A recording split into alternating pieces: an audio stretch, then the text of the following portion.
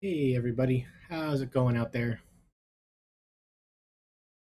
Welcome back to my stream where I build apps live for your entertainment. Thanks so much for joining. These past few days, we've been working on a timer app using the Xcode Beta 3. Xcode, this version should be released in September, so plenty of time to figure out how we want this app to work until then. And of course, I'm taking viewer questions. If you have any questions about programming or Swift or SwiftUI, please ask me. If it's a larger question or if you need like a code review, just hit me with a sub or a few bits, and I'm very excited to help you out in any way I can. Oh, and if you have Amazon Prime, don't forget you get one free Amazon Prime subscription, uh, one Twitch subscription with your Amazon Prime. If you don't use it every month, it disappears and it's no extra cost to you. So find some creator you like to give it to.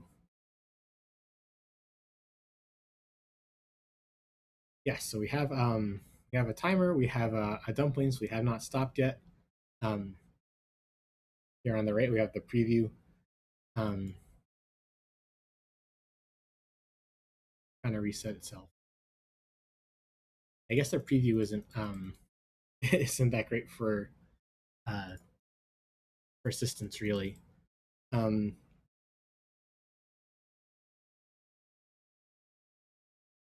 yeah, at the end of last stream, we were looking at this duration view to kind of determine how we wanted to format durations.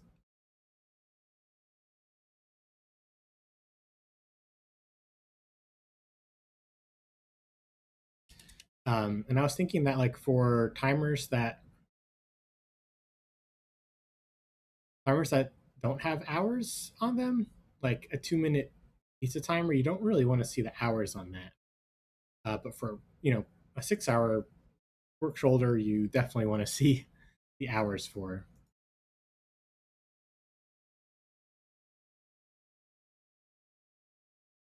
If we had some kind of way to is showing hours, maybe a Boolean flag. Since this is just the view, we're trying to make not too many decisions in here.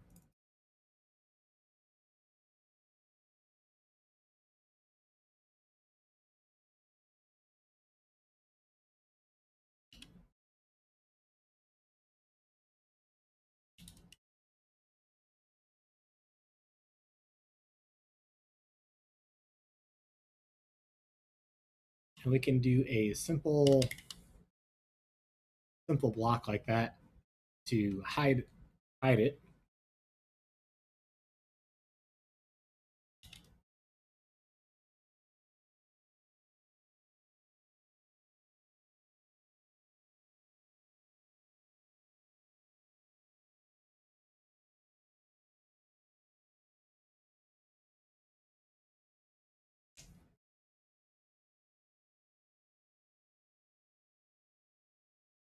I mean, there is some argument to we should just pass in the whole um, timer and the current timer run, and this will make decisions on it.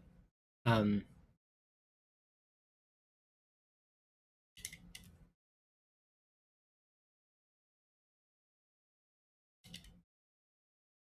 because now I guess this view is kind of making decisions about how to display, should it show hours or not. Um,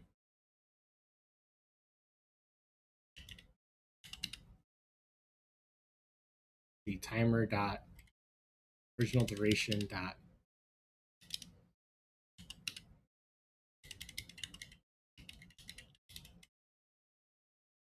yeah, I guess if it's hours, or the original time has hours, then we want to show hours in the actual view.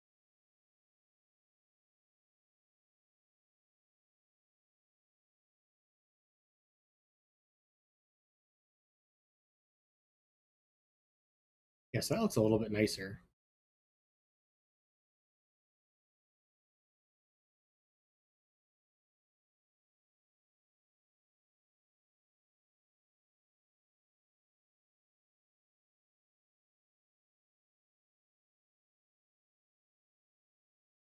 Oh, and it'd be nice if we can toggle the visibility of the colon, if it like blink like a normal timer.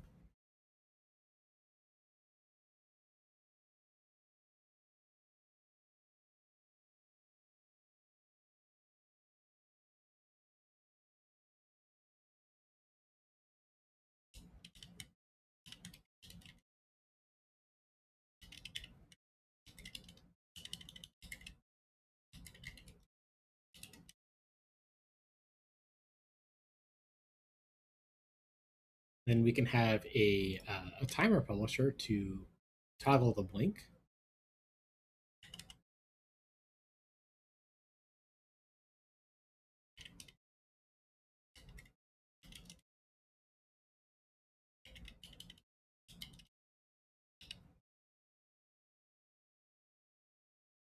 Oh, it's capital publisher.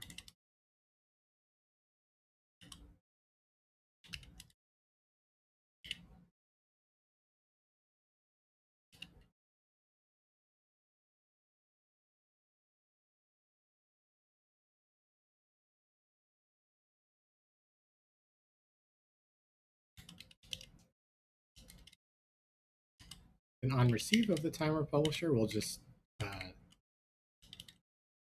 toggle the blink.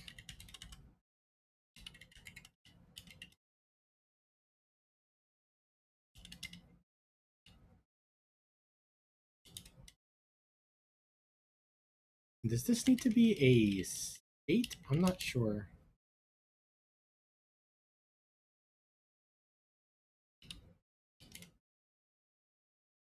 So depending on the blink, how we'll implement the blink is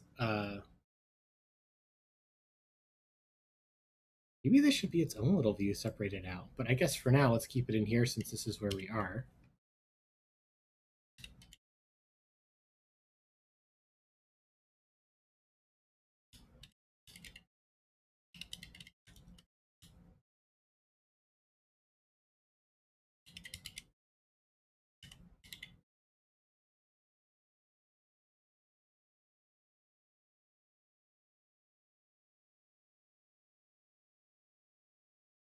So it only does. Oh, I guess it has to. Should only be ticking if it's active, huh?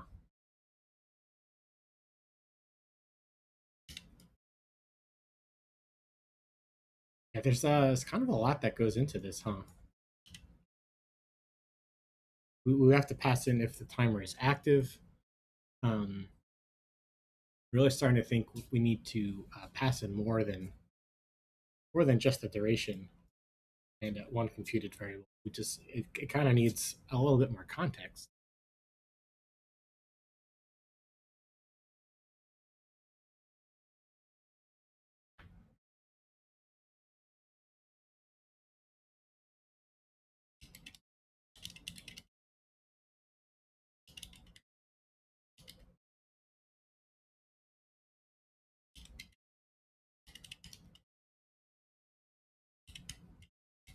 Like if we made the API like this,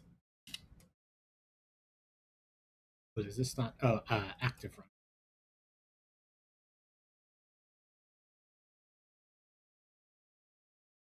This was the API. I mean, that's fairly easy to use for the view.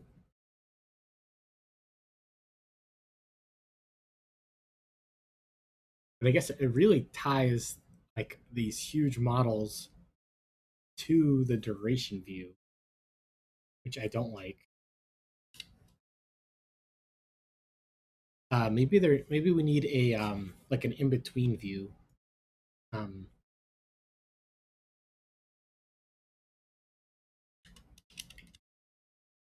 like have an initializer that takes a timer and a run and then delegates to the one with all the computed values on it.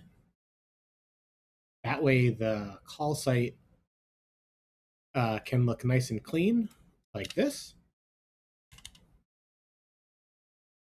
And we still have the flexibility of down the line, if we just need to show a duration, we can. And I think this should default to true while we're at it. Because, one trap is we make our views too tied to our models, and then our views aren't as reusable as they otherwise could be.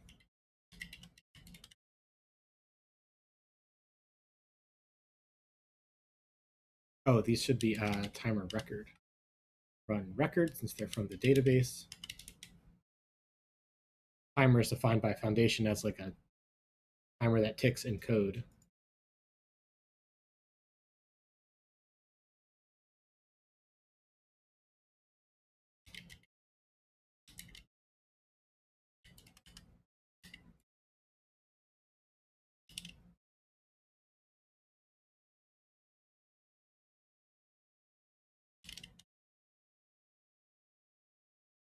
So if there is an active run, we'll take the duration from the active run.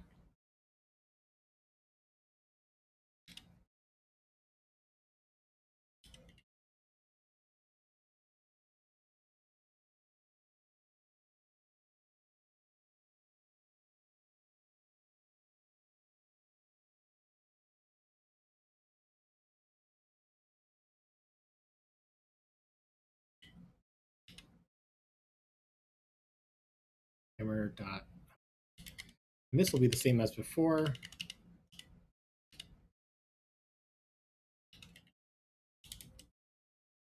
This is going to be quite a mouthful, huh?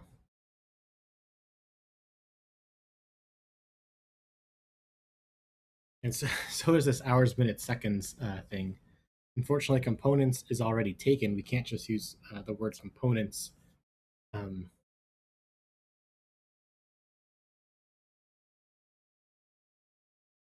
A foundation defines components on a duration. We call it like time components or clock components, perhaps.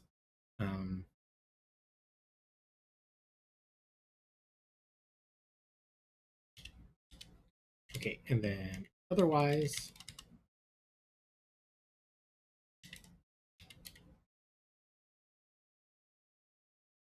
self.init duration will be timer.duration.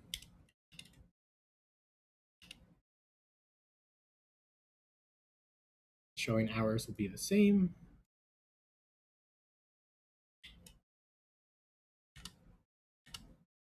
And we can say like is blinking or should blink is showing blink.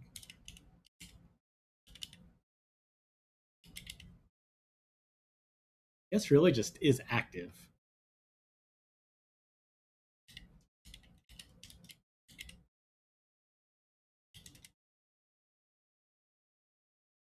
And is active is, true if there's an active run and false if there's not.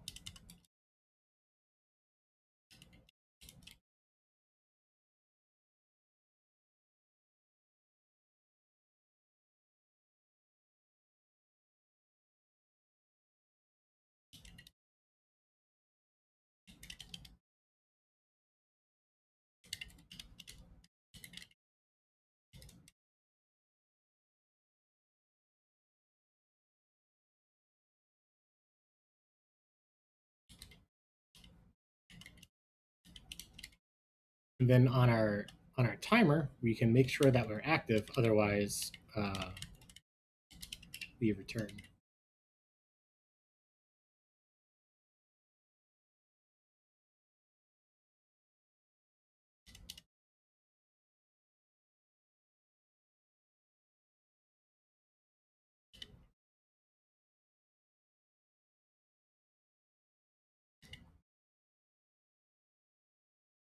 Okay, and how are we doing? Are we building? It's probably going to be a build failure.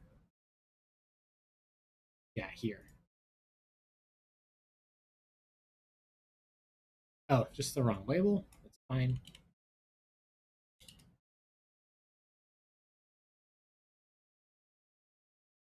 Building again.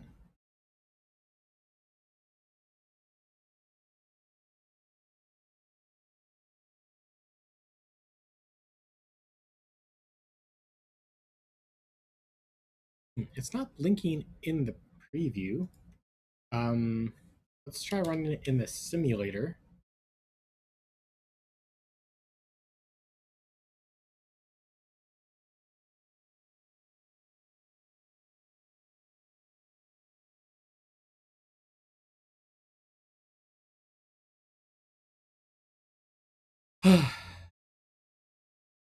That's such a weird bug. Anyway, here's my test timers. So I guess we can see the showing hours is working. If we start the timer, it's not counting down anymore.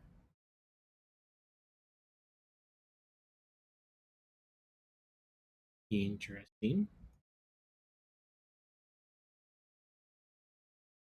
Oh, I think I know why.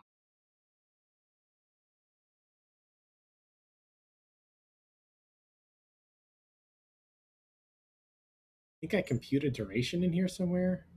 Yeah, this whole business. I guess this can go into the duration view.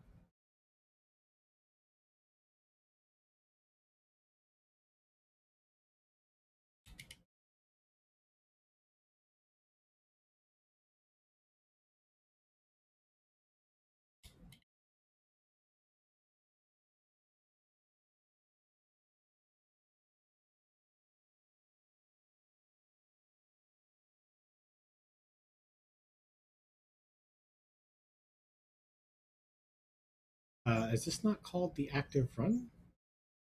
Oh, we don't save it. We just do a compute on it.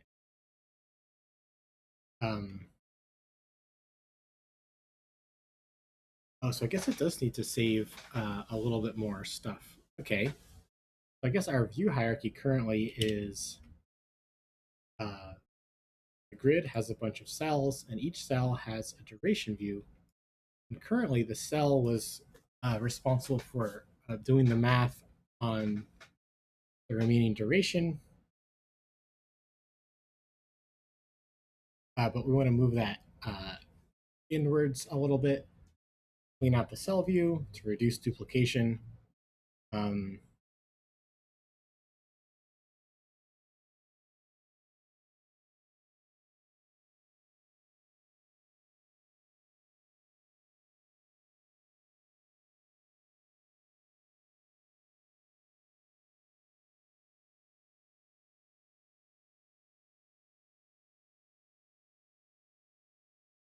hmm.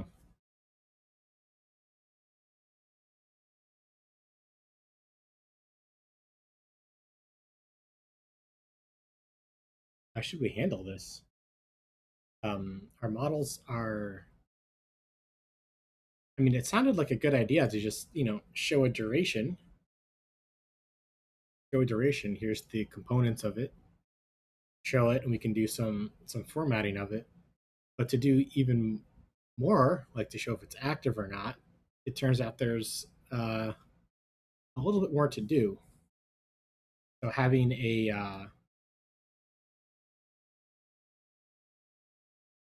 having the timer and run record seem to make sense. So is this actually really tied to our models?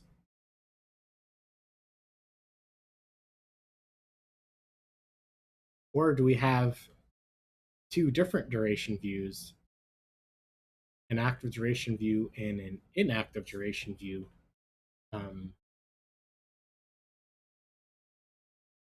And trying to force both into the same view is what's causing us grief.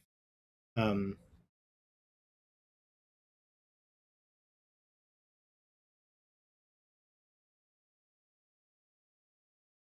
so how do we go forward from here? I guess I do like the idea of maybe splitting out the two views because only the active one needs a publisher. So that's like an extra bit of logic. Um,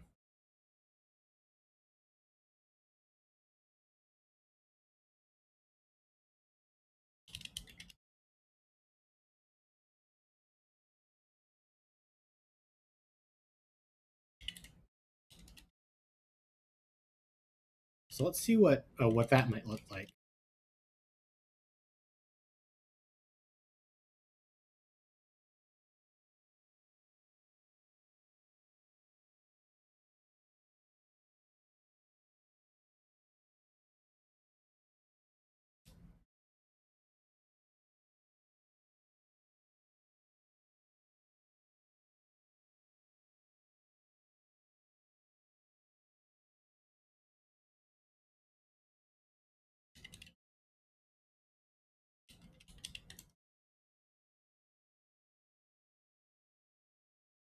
Because it's active, we know that a run record does exist.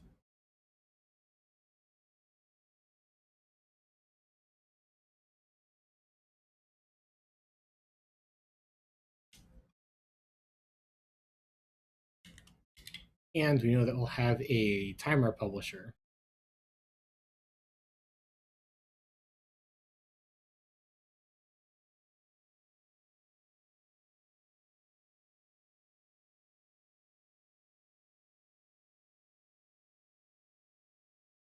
Maybe we have an active and an inactive duration view, and they both leverage a duration view to do the inner styling of.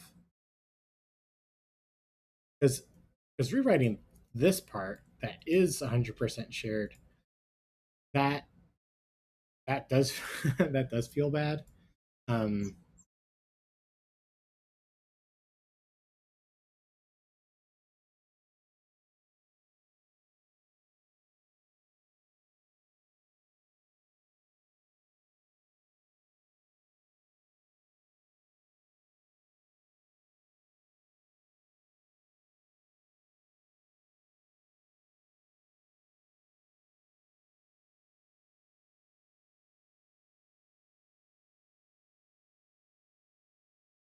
um, hmm.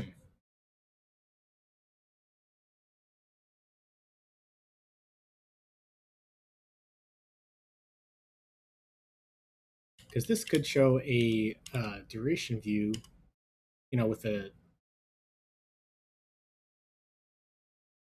current duration.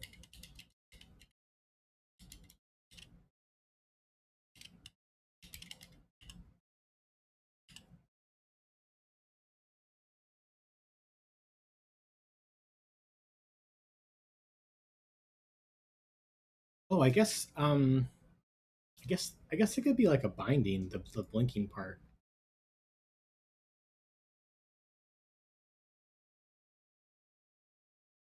Okay, I feel like we're kind of got a lot of pots up in the air, and I think I'm getting a little lost myself. So how do I come back to to Earth? Um, um, how do I go backwards from here? Well, I guess the duration view no longer has a timer.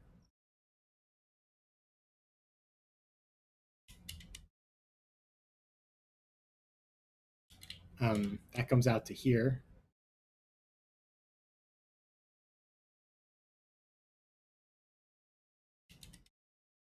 We have a blink state here.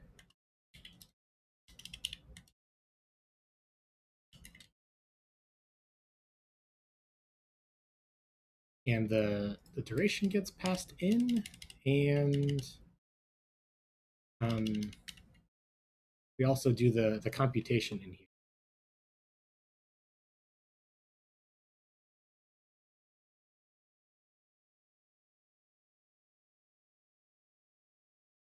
Let's grab that computation part.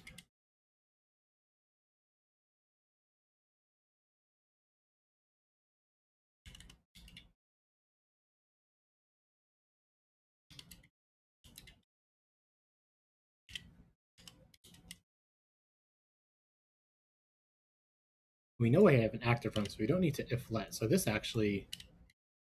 becomes a lot nicer. Okay, I think I think that cleanup there really justifies having an active versus a plain duration view.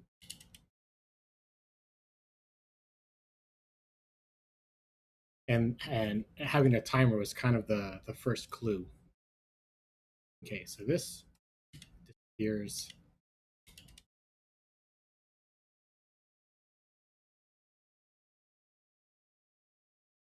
Is showing hours. I guess that still has to come in from outside, but blink can be a binding.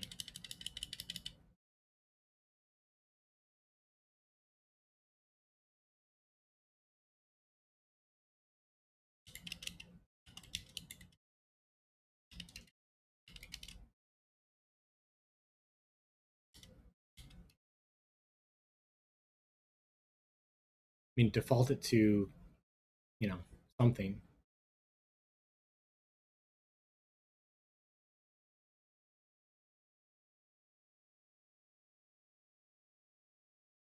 And I'm not sure what I want to do in here, huh?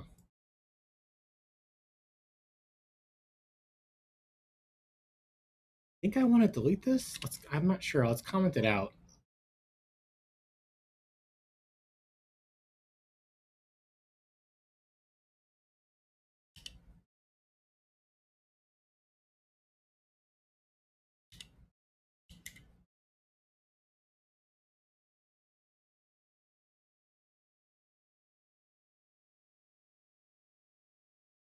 Let's see. So here we pass in our blink binding.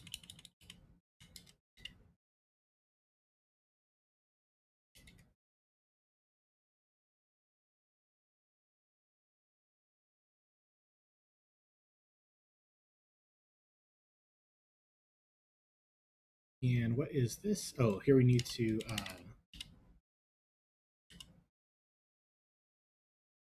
is it like this, or do I need to remove the dollar? Remove the dollar.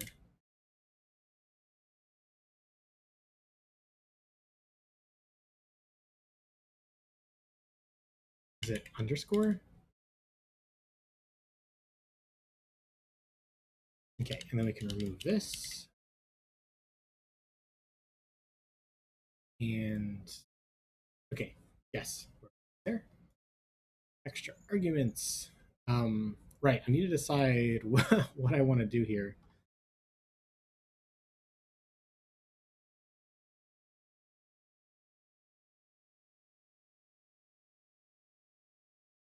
I guess like who is responsible for determining if it's an active or inactive duration view. I guess for now we could say we could do it here.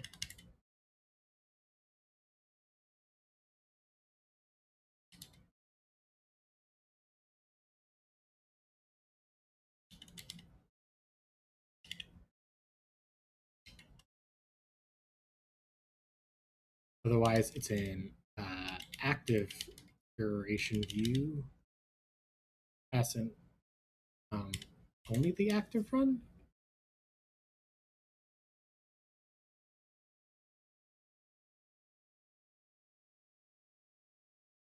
Oh, this needs to be initialized to something. Succeeded. Okay, I'm not exactly sure if this is how we want to do it. I wonder if this should be a state variable as well. I'm not sure.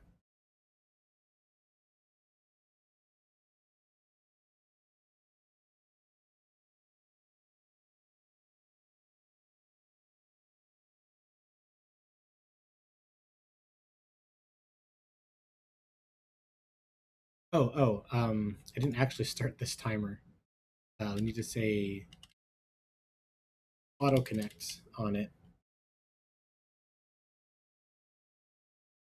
There we go. So it's ticking down. We're not getting that blink action though.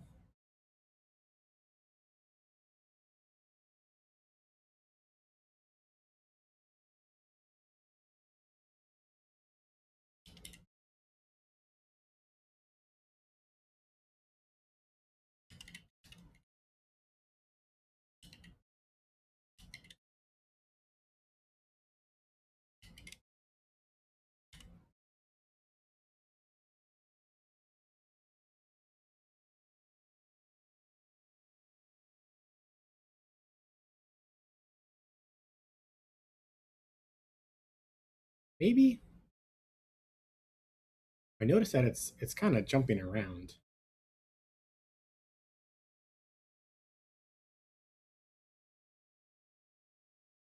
It almost wants to be. We need like constant space for these things. I guess we were able to do it without. Oh, I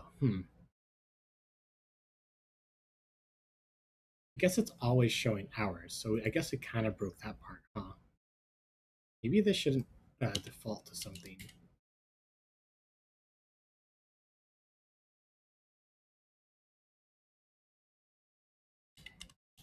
So that's the preview. And then where else is this?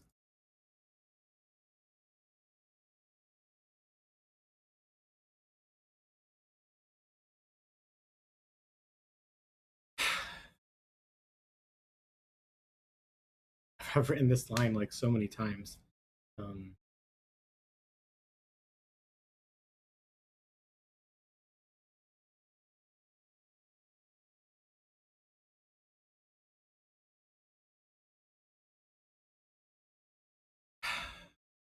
I guess this does need the reference to the original timer.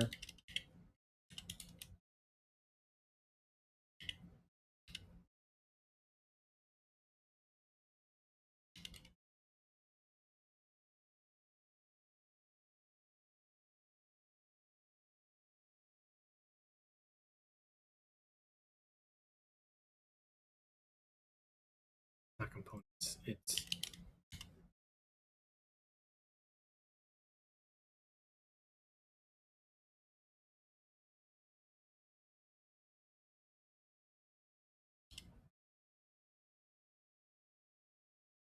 I guess we could provide like a reach in here.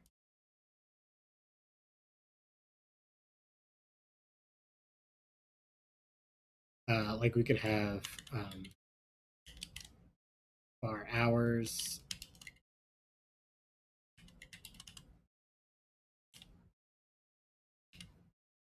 Something like that. Oh, we still have other errors to fix. Okay.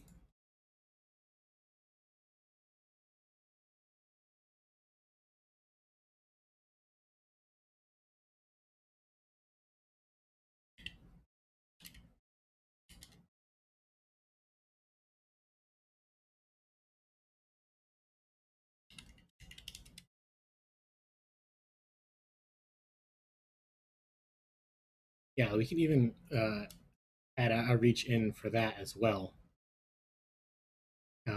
We can say has hours.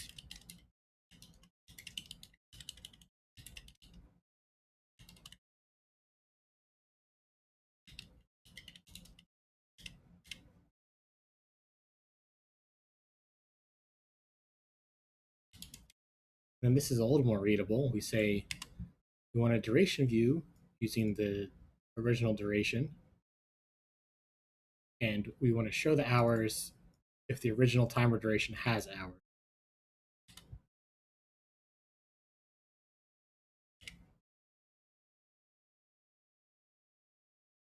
Let's hop back over to duration and fill in some of the other regions.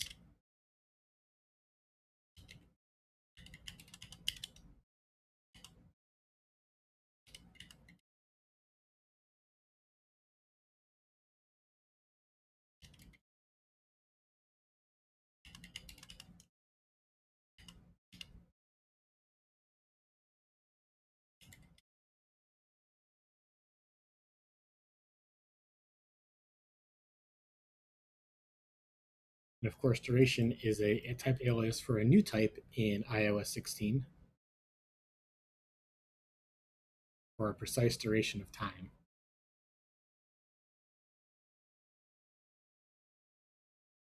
No, no numeric rounding here. Problems with doubles or floats. So it kind of started at 0. It's interesting.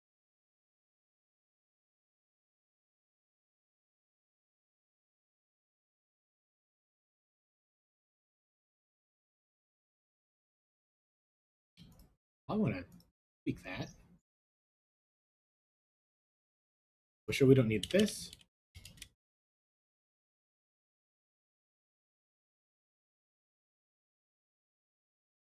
It's an active duration view. Yeah, we started off at 0. So we don't want to do that. Let's see. So I guess we need a custom initializer then.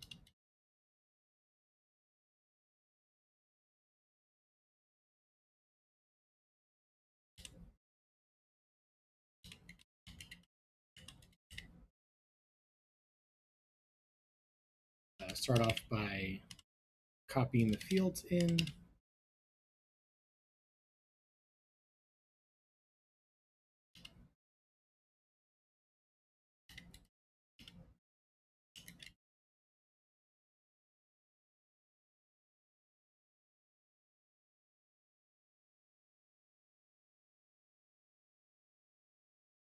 What? It's right here. What are you talking about?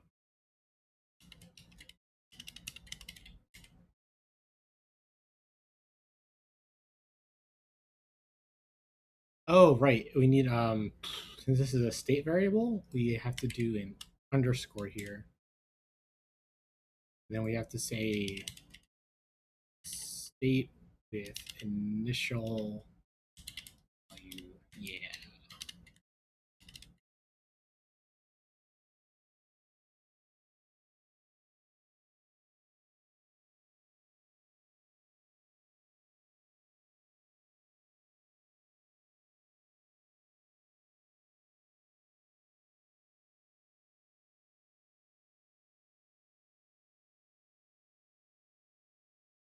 This keeps asking for a password, but I'm already signed in.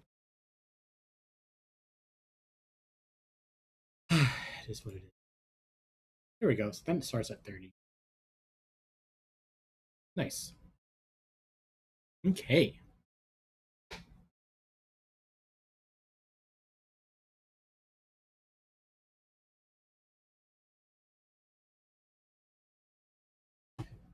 Okay, so we've checked off this box. Don't show hours. The original didn't have hours.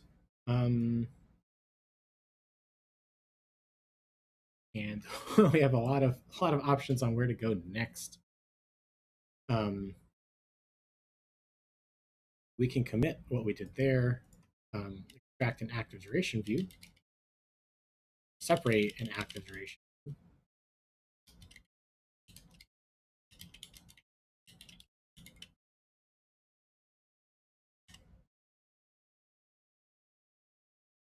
So how are we looking now? So in the cell, if there is an active run for the current timer, we show the active duration view passing the timer.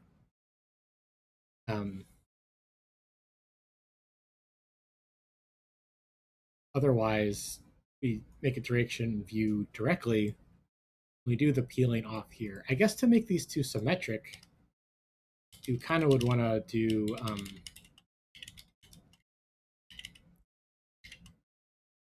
we would want this is how we want it to look. So let's add that in.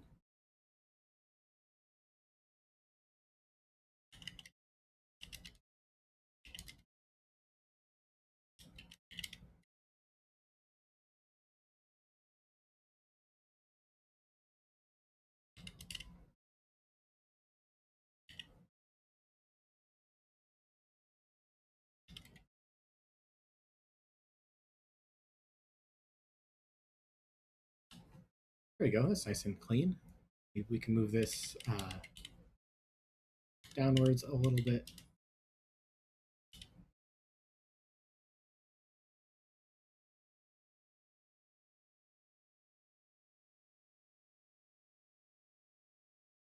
And the active duration view is just responsible for moving this duration around.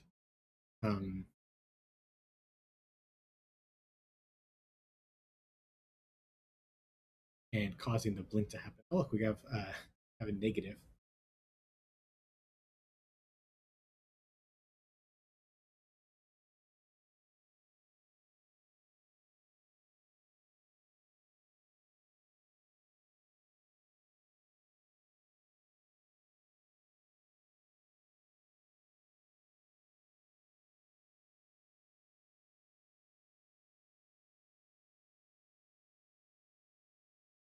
I do want to show negatives in this app.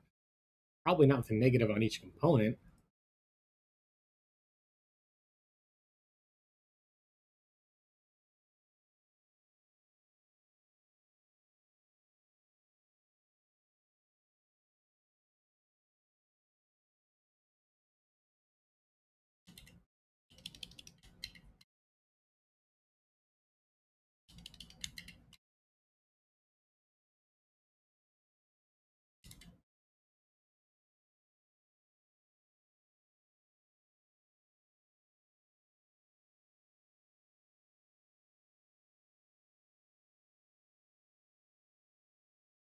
Then we need another component to say like is negative, perhaps.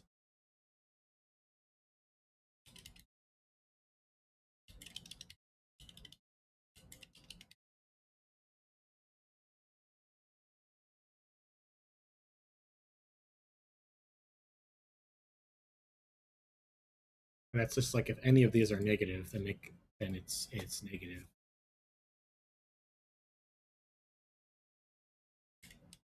And now this is getting a little chunky. Our duration components or something. Um,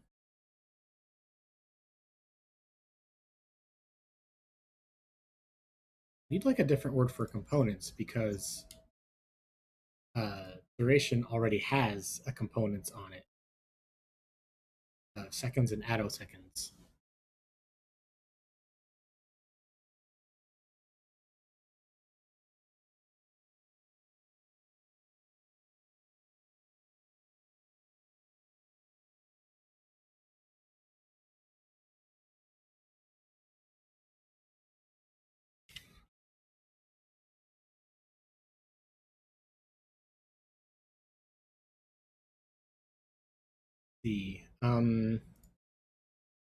Maybe these two should go into a record folder.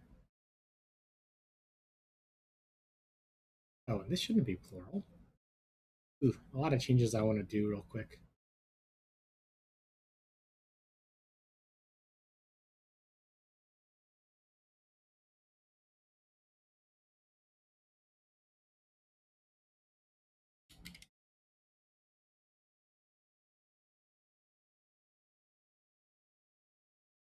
I want to call this folder.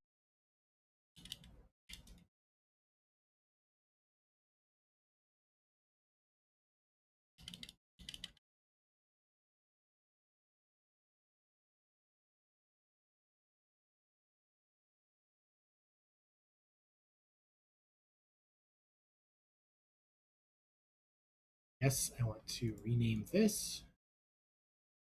Doing a little bit of quick cleanup here.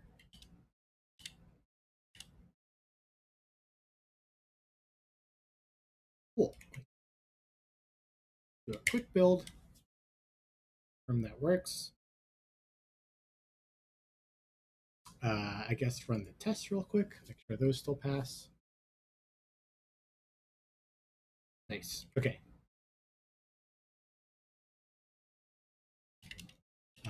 Cleanup and renames.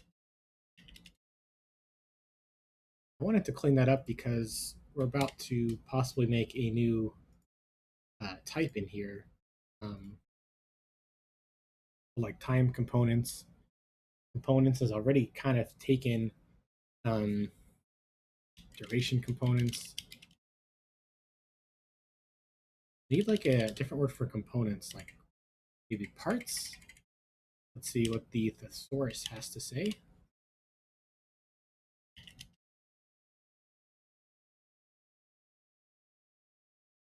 Entrails.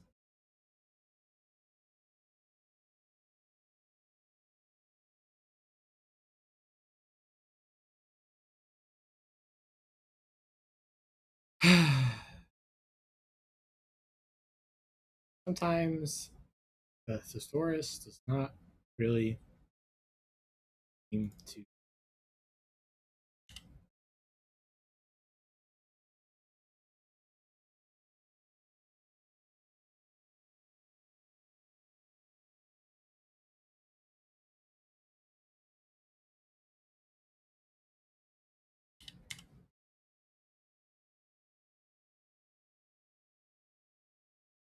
Oh, factor, that's kind of nice.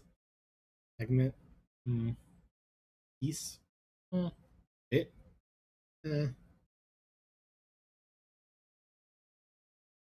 Funny, cut and atom are actually antonyms. Atom literally means unable to be cut. Cut. Slice? Time slice?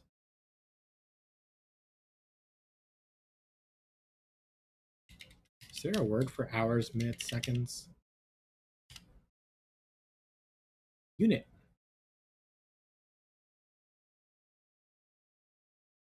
Time units. Okay. I think we have our synonym of the day.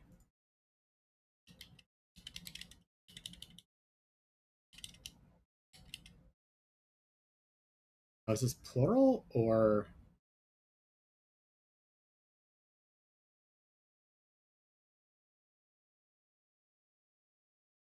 it's like a collection of items? I think it's plural. I don't want to make something plural though.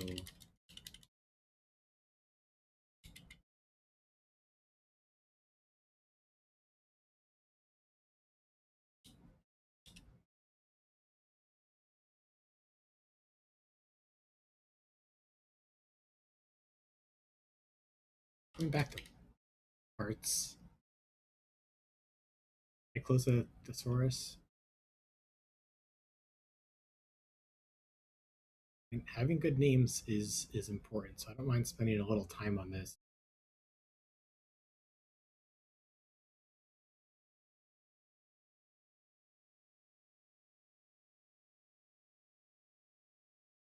Units.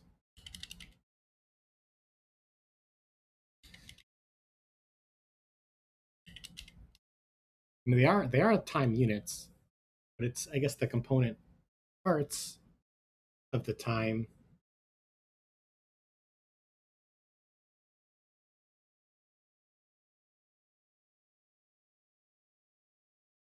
Let's see, say int 64.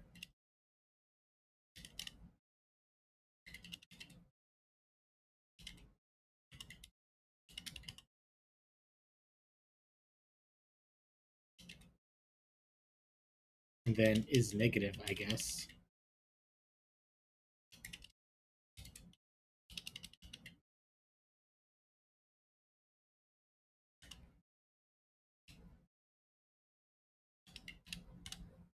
And everywhere where we were using that tuple, we can use duration.units instead.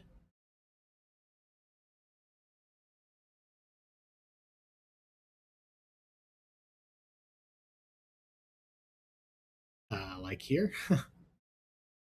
Or we can create a one on the side, I guess, and kind of compute it in the same way.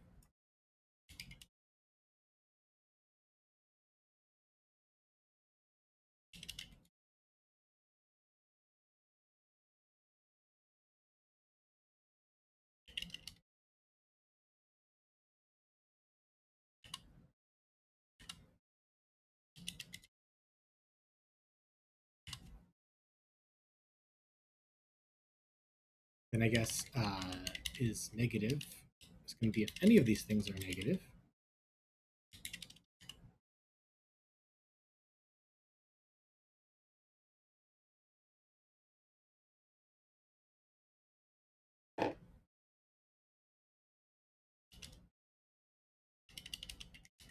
And so this is going to be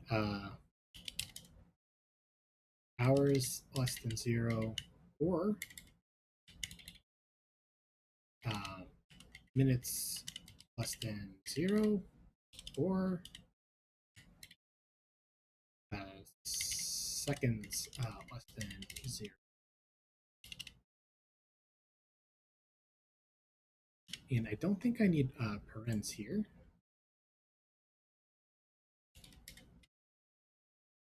Incorrect. Oh, I spelled secondes.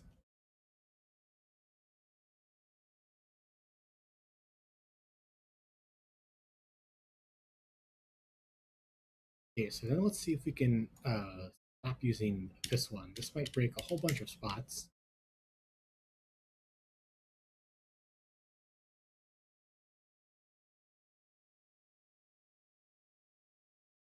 Here, this is the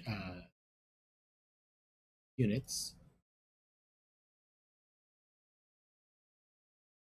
I guess we can also have a reach in for is negative.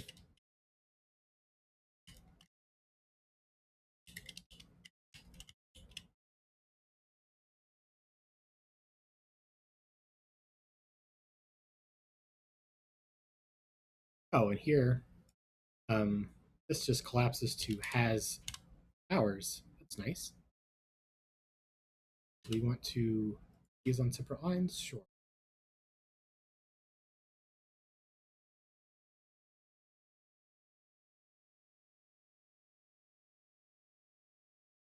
Oh, so really here, this is a units, or is this sort of separate? Let's try to use our new type.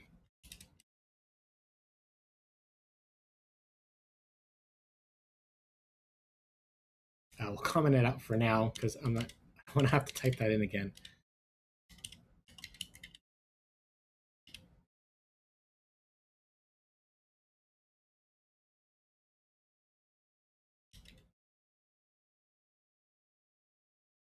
Hours.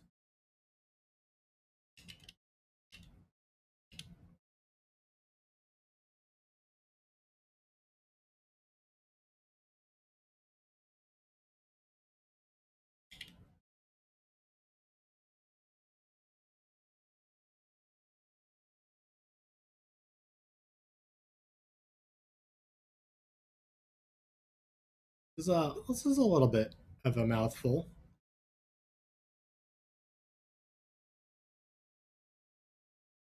We could move these questions onto our new units type actually, and that might clarify this since this is like this is just this is has hours, right? Oh, but that's only on duration. Interesting. Okay, so let's add that here.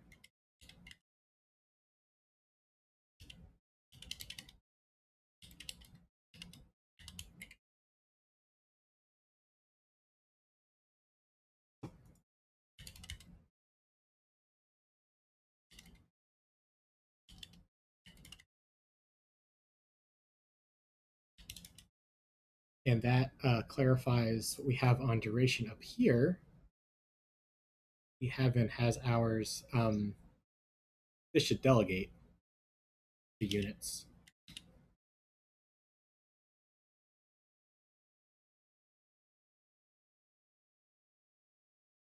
Perfect.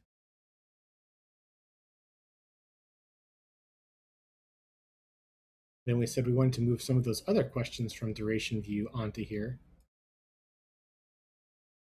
This is has hours. This is like has no hours but has minutes. Like we're trying to bold the most important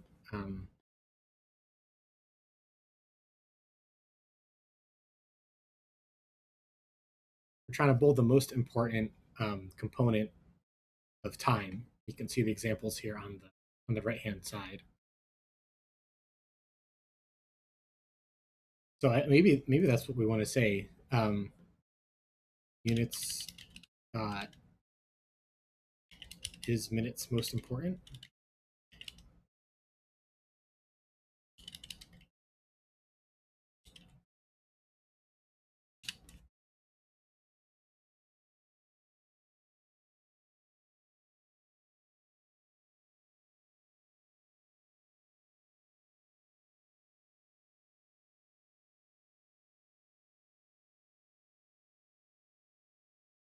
It seems a little too casual is most important.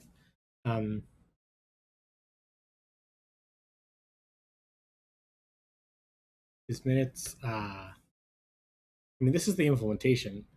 There's no hours. There are minutes. We don't care about seconds. Is minutes is the greatest component. Minutes is the most important component. Is minutes the largest unit?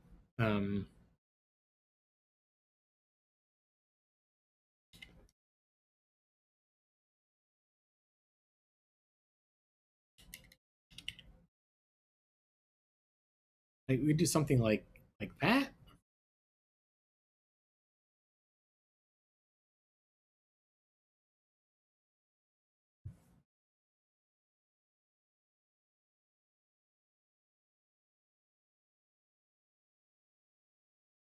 Most significant. There we go.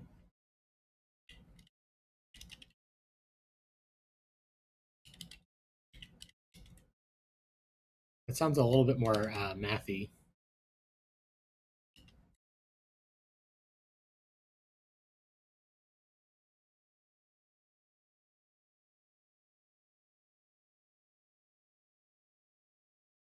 Oh, they're going to have so many repetitive things for each of the different units.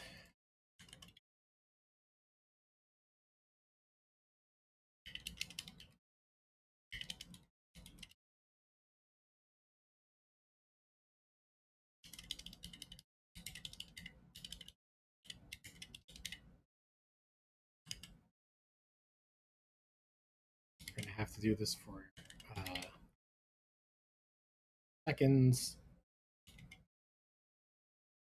This is some weird syntax highlighting. Just the V is purpled. Like, do we want to create an enumeration here?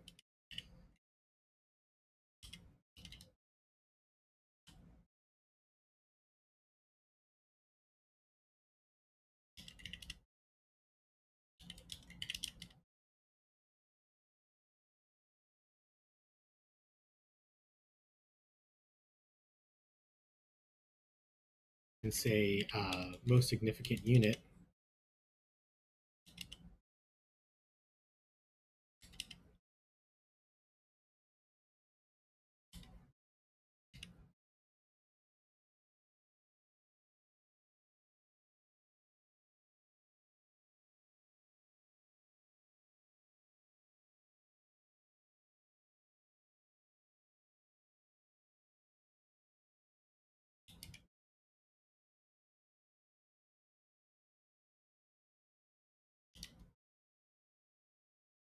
As hours, return odd hours. If minutes, else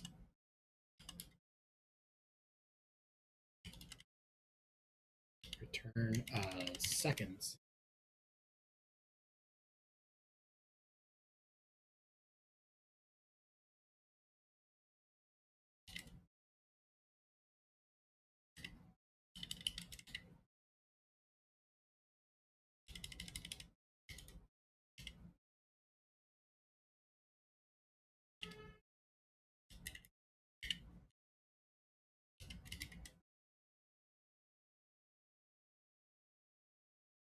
I guess this is the full check, but we could also just be an else, like what we had earlier.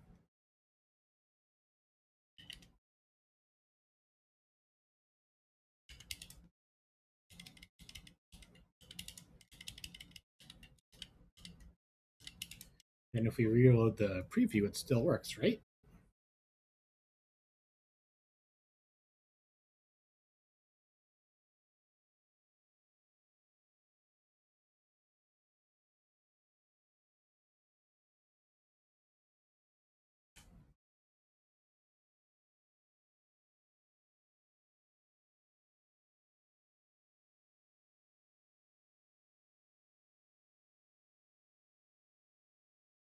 Yeah, these all check out. It's kind of nice how like Swift UI previews are kind of like automatically running, unit tests in a way. like we don't really have a test for this code. We just have this visual, like, that looks right.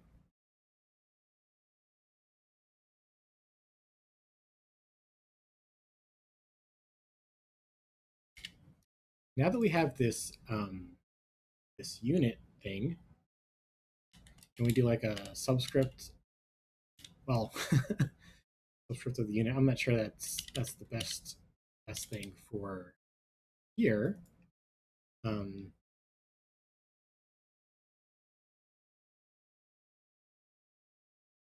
Yeah, just having direct access. I think that might be getting a little too fancy, a little over engineered. Okay, so it seems like we don't need this anymore.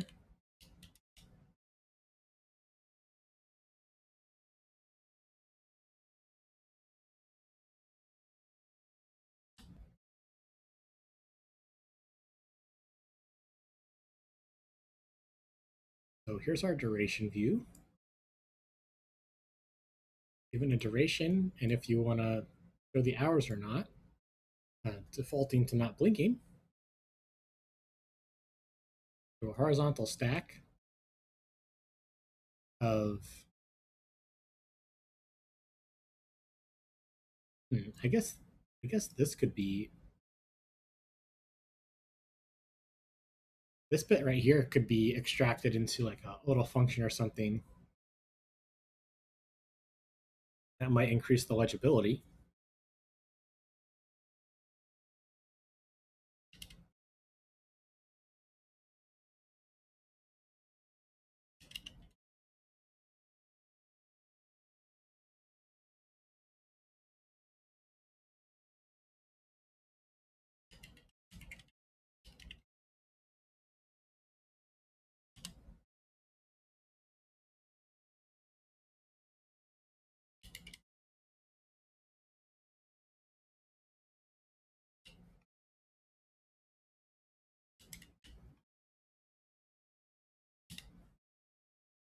Something like that, which means we we it might in fact be useful to write that subscript that I just said might be a little too fancy. We didn't have a use for it that 2 seconds ago, and now we do.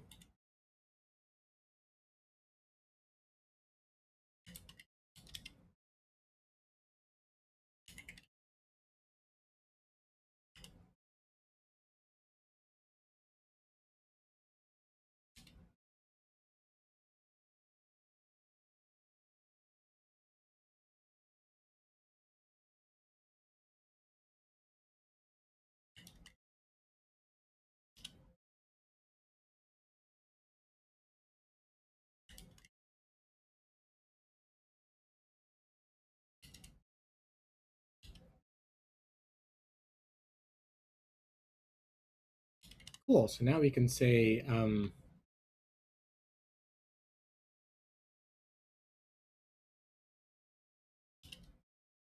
maybe call it display.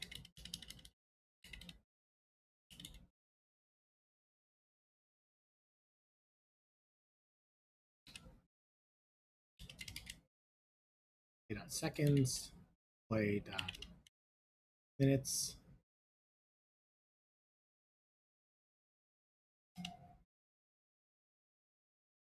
display hours.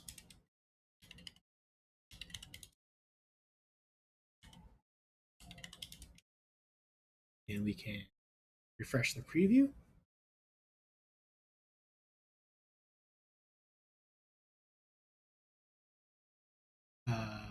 There might be a error. Let's try running building with Command B. Built needed though. So one more time on the preview. Oh, we got Oh, I didn't. Oh, we're showing seconds twice there. There we go.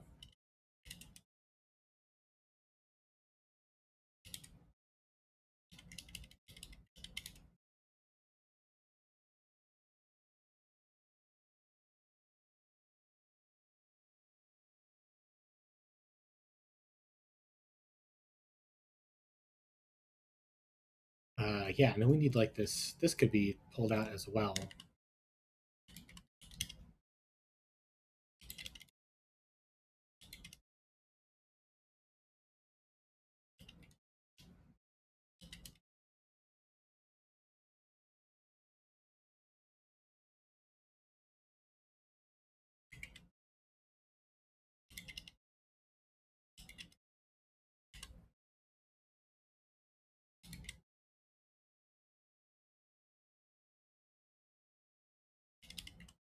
Ah,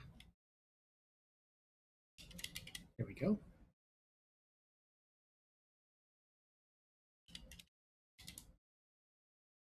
There, now we can see what's going on. We can display the hours, then the separator, display the minutes, then the separator, display the seconds, and then the separator. Or, no separator. And we can see that what we're getting.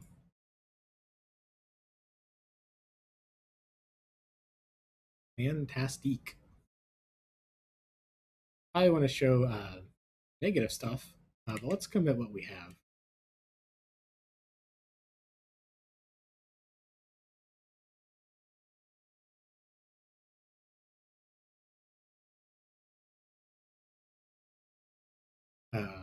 We created a unit enum to clean up duration use body.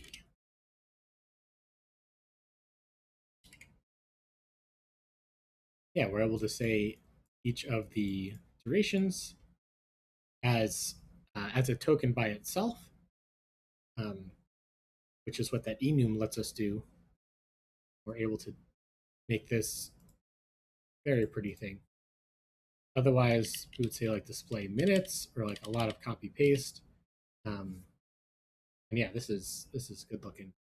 Now, if we make a change to one, they'll apply to all, which is exactly what we want.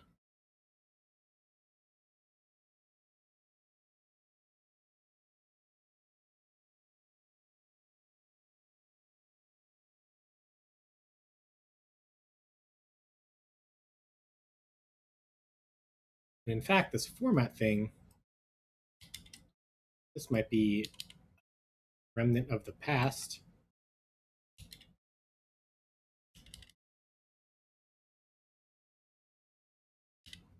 Before we were using it to try to avoid repetition, and now it's only being used here. So I think you can just move right in. I think that's the right move.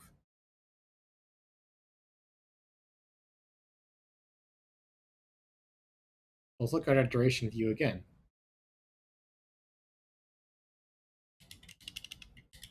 These in order, I guess.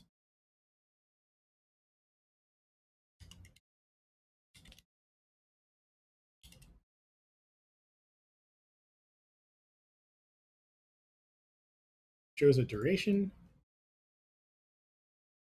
We can decide if we're showing the hours or not.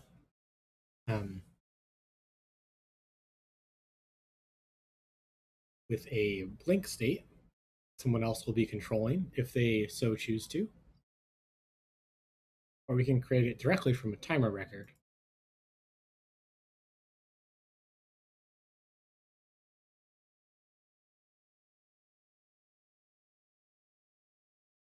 Although, maybe, um,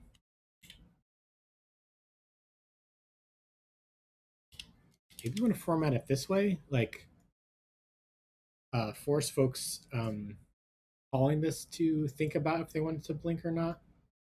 But if we make it from a timer record, then it comes in for free. Um,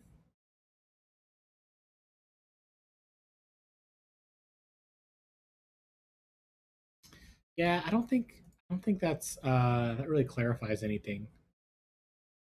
Oh wow, that I removed a lot. Are we building now? Cool. Commit that little bit of cleanup. Yes, we ended up trying some things to clean up and decided we didn't want them anymore, but we did do this little bit of cleanup here. We don't have the format method anymore since it's used in only one place.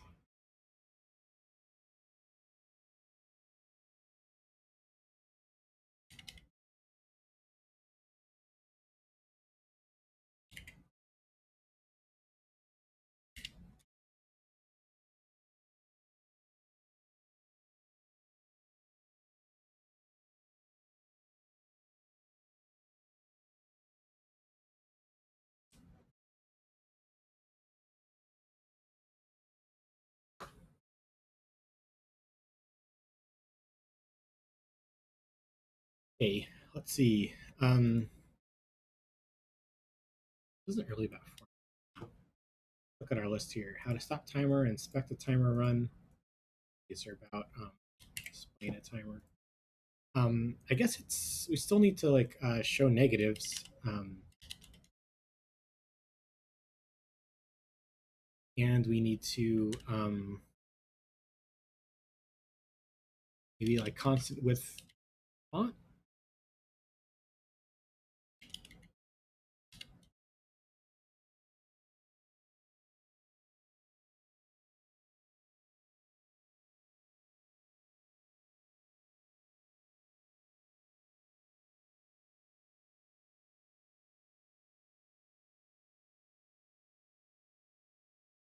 Let's see, font dot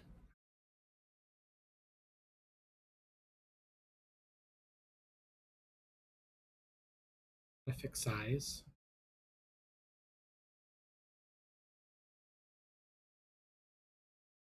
Monospaced.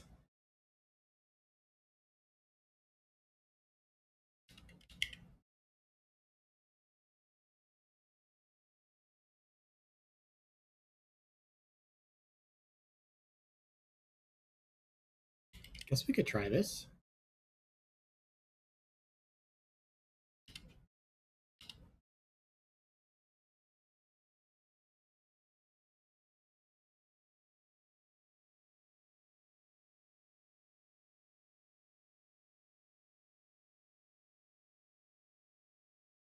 Ooh, we got a crash. Let's try running it in the simulator directly.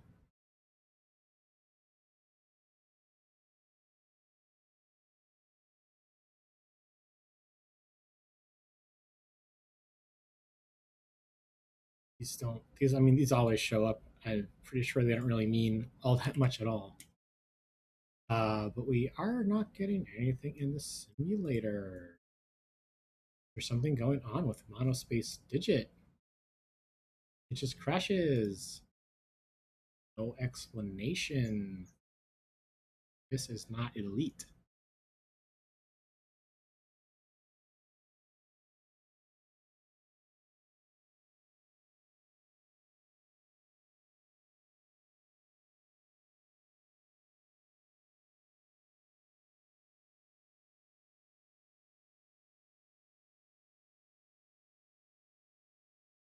Let's just try monos. Does it have something for monospace? Yeah.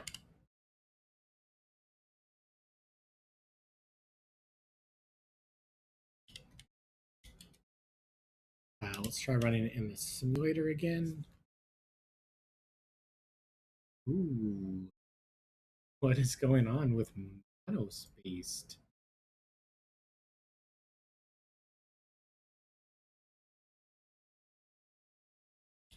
Let's hit the Googles.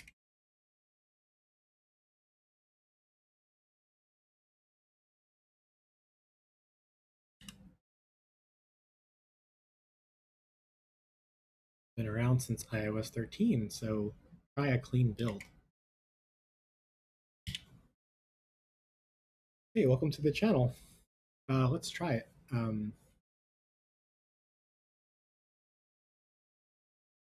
Oh, that's look and throw not marked try. It's got a try right there. Okay, clean finished. Command R. Needed.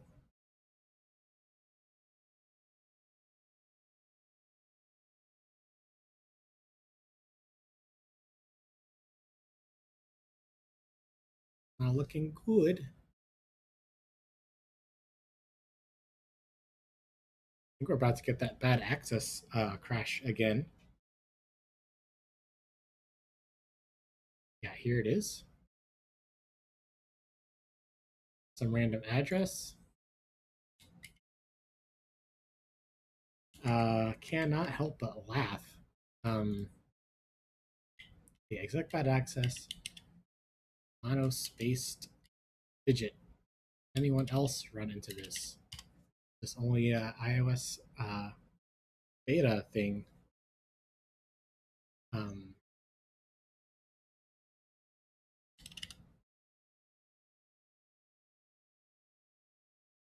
device. I wonder if it's a font I need to download. But it should come with should just come with iOS, right? It's offering it as a built-in. Let's close other tabs. Maybe it's the bold one.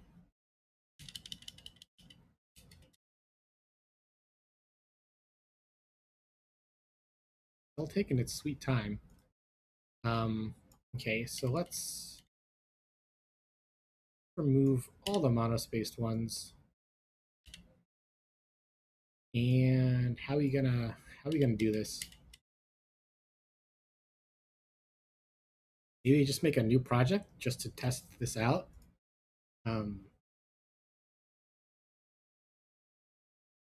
New project, monospace study.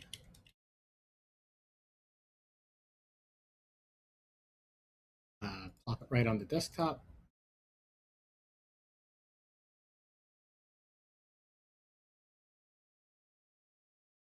And here comes a preview of Hello World. And as soon as that finishes, we'll slap on the monospace thing in a completely fresh app in Xcode 14 Beta 3. There it is, Hello World. Monospaced. That came through. And if we try monospace digit, yeah, because these aren't digits. So if we say like 99 or something,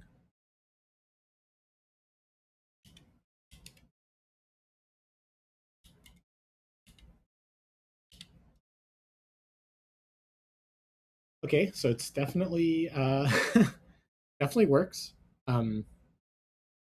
as expected. Let's see, we can even say like make it look like a time, I guess.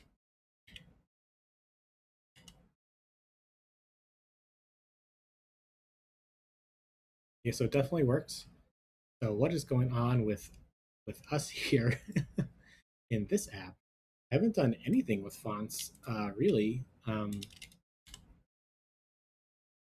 only fonts I'm using are right here.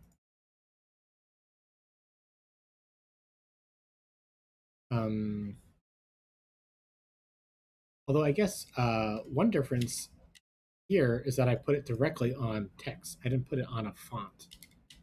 And I was doing something like this on the font. Let's try putting it directly on the text.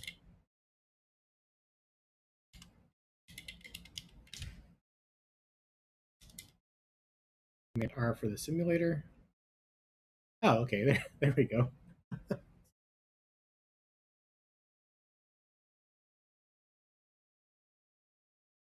Okay, so I guess the learning there is don't put monospace on the font itself, put it on the text field. Oh, but that didn't cause a crash.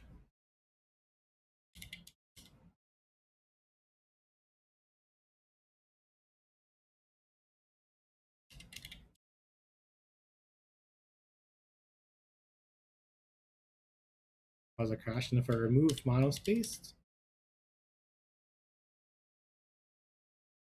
this is what I had before.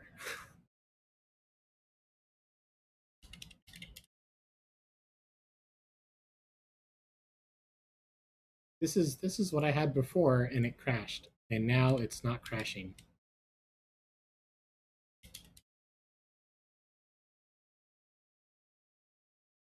How much money do you make a year being a software engineer? Right now, I'm doing Twitch streaming full time, so hardly any at the moment. There's been some generous supporters and subscribers that I'm so grateful for. Yeah, still building. Just love Xcode. Yeah, still building the stream. Thank you for asking.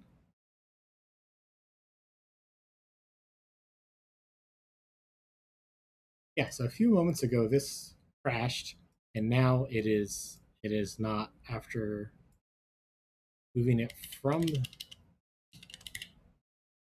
the a modifier on the font to a modifier on text. Uh, not sure, not sure why.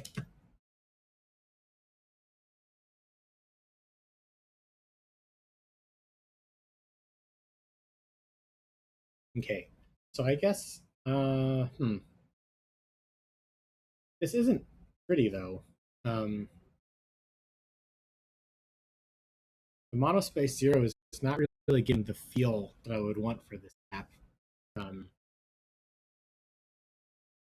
Unfortunately, uh,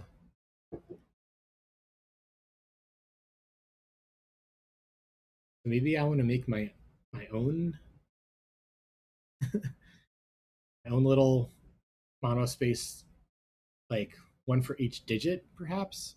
Um, Going on with this preview.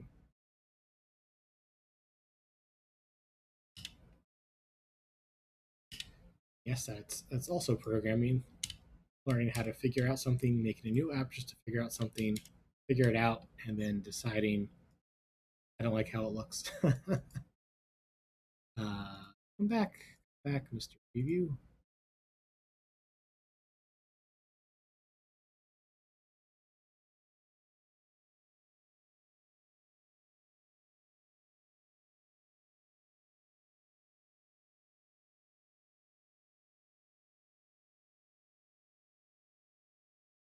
So right now I'm using a text for a colon. This could probably be like a custom shape thing. um,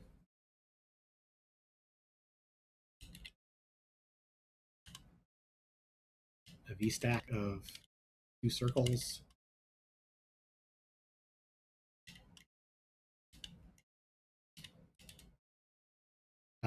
Limited limited by some frame based on the font size. Um,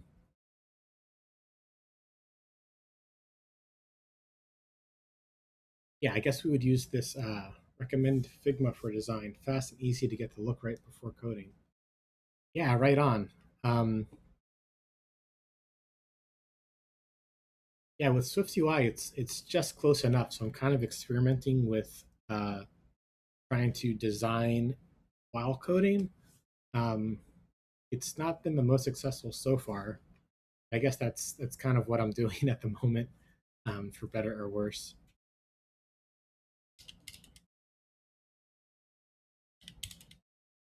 So it looks like this. We want to scale this based on the font A.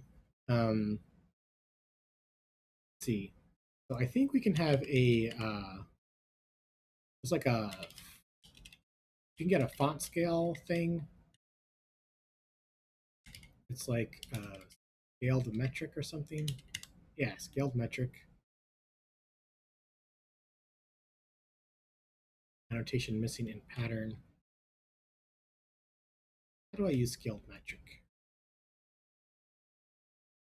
The value relative to a font style. Font.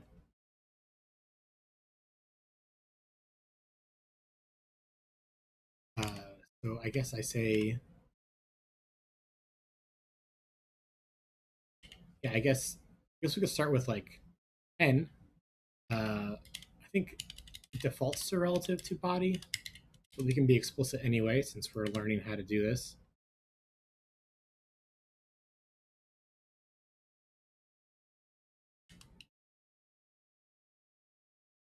You can say frame will be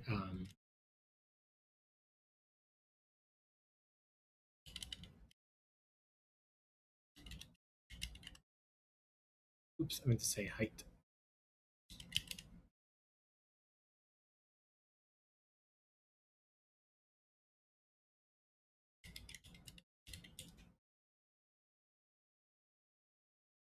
Okay, a little large.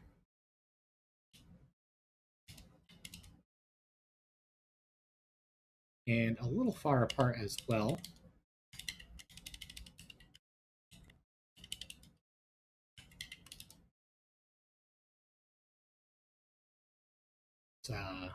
very far apart. I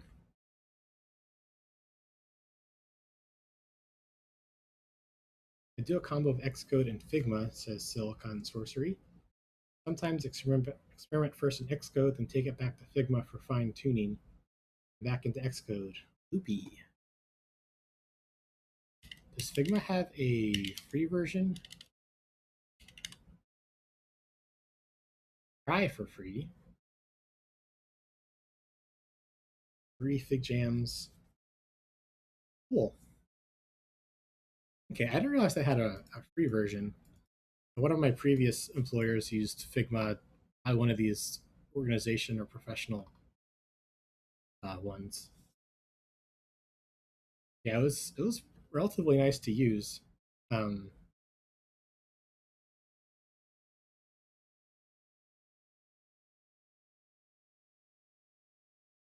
well, I'll keep that in mind. Thank you.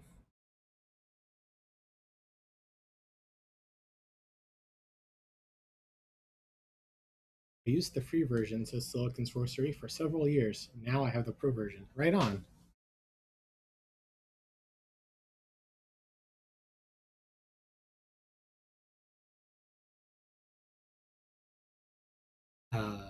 Why are these circles so far apart in my vertical stack? Would have expected the spacers to push them together, actually.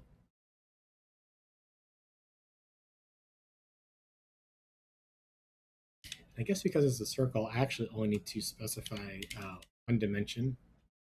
I guess this is colon width, or separator width.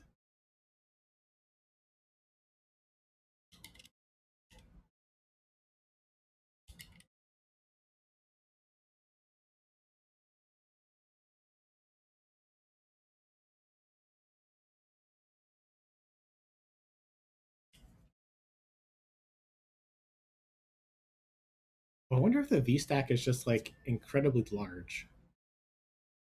And it needs to be kind of forced to stay in line. Because what's happening? I have like an H stack somewhere. Yeah.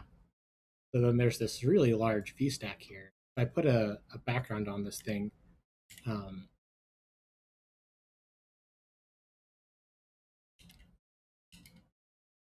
color.red, I guess, just to see it.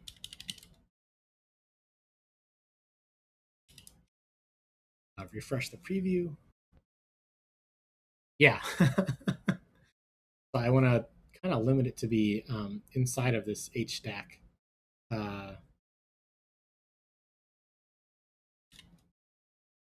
Oops.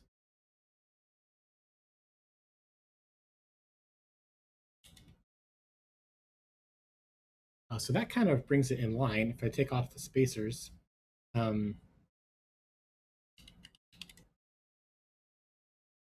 padding dot vertical on both of these, perhaps.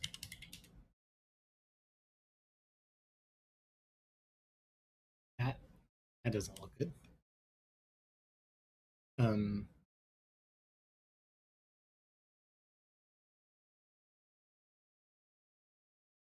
just seems so odd that it'll just fly off into space like that. Um,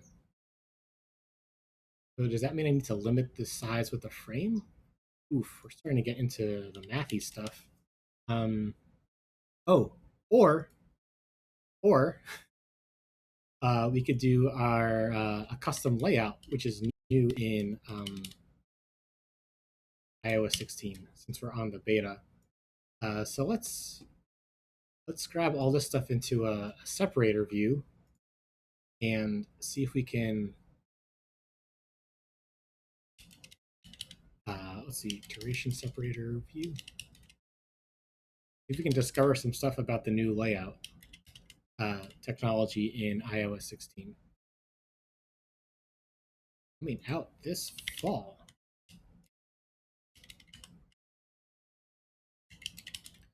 Struct duration separator view.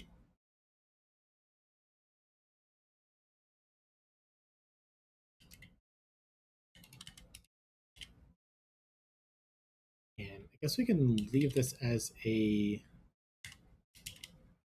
B stack for now. We can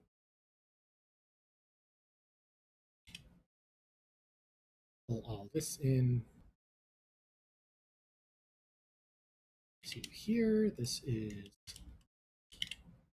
some view, and yeah, this can be the duration separator view for when we come back here. Oh,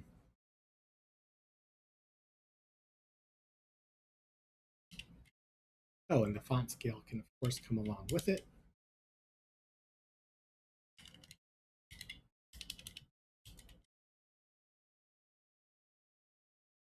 Okay, so let's make a preview.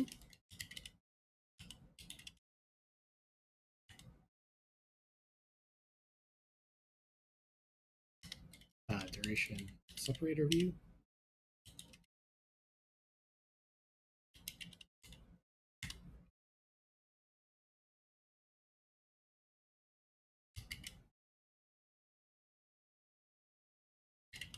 We can say preview layout, I think.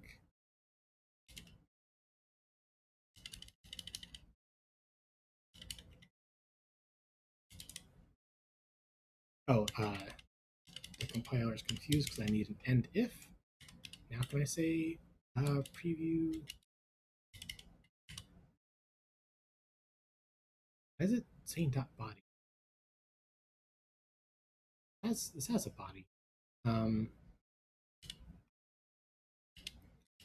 Size that fits.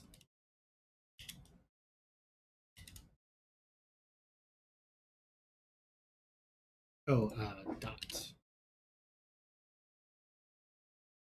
How are we doing, Mr. Preview?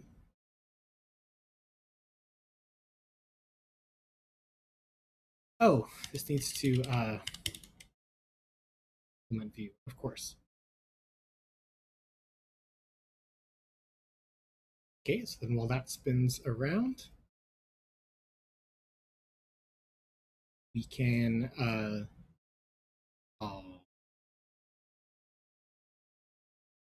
we do build to we have the build. Sometimes it just needs a second push, these previews. Yeah, there we go. Okay, this is what we had before.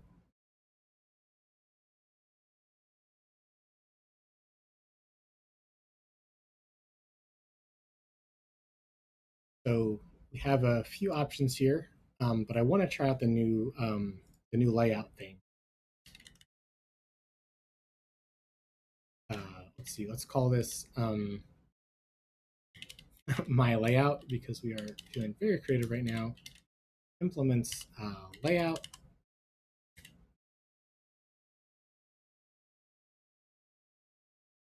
We have size that fits. So for here, first about the proposed view size, I want to just fit into what it fits into. I think I want to return the proposal. And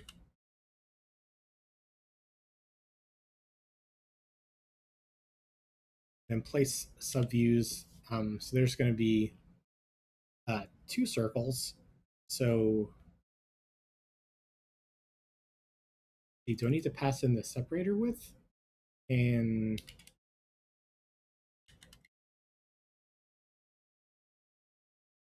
can this receive an environment variable? So many questions. We get a bounds. Perfect. So we can say for subview stop for each layout subview. Okay, I'm new to this, so I'm going to just type that name in.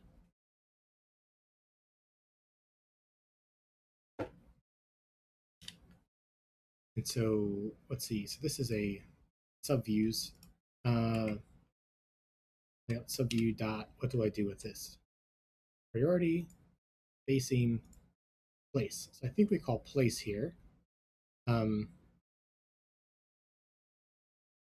Well, I'm expecting only two, right? Two 2 of these circles.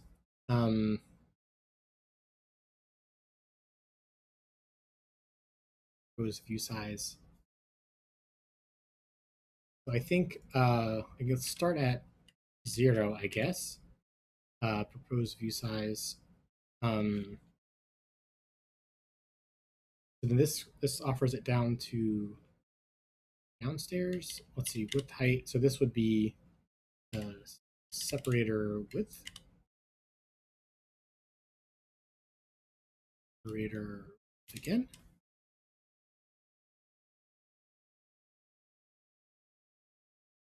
And of course, we'll pick a better name for this in a little bit. But I think what we have to do is a little strange. It's like a lot of parentheses, if I remember correctly. Try to refresh. I guess it proposed the whole freaking thing. Let's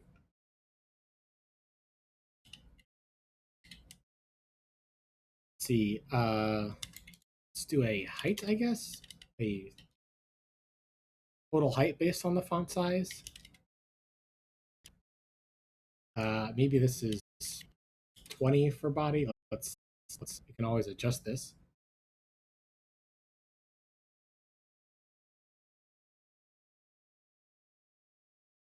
So you're replacing unspecified. Well, here we know exactly the size that we want it to be because we're going to scale it based on the total height, based on the font size.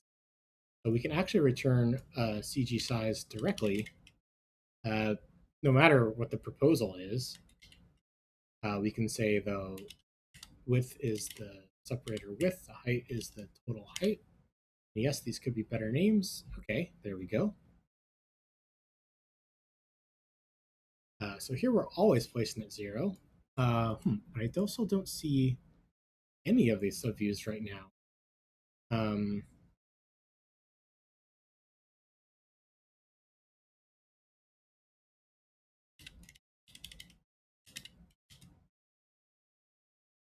see. Subview stop first, place at 0.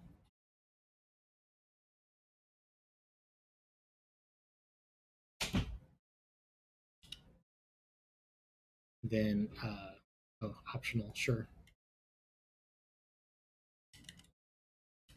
And then subviews dot last.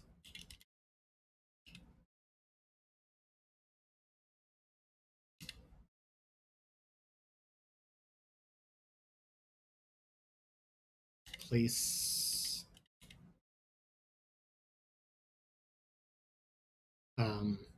just gonna pick a random point for now, and we'll of course fine tune it. The same proposed use size, I think. Not going to loop since we only have 2. We can get them easily with first and last. Oh, and we don't need that curly brace.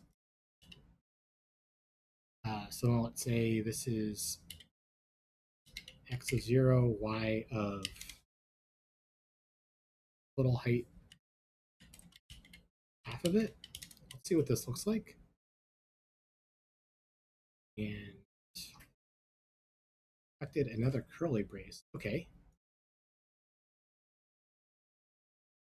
So this is here. This matches. Oh, I see.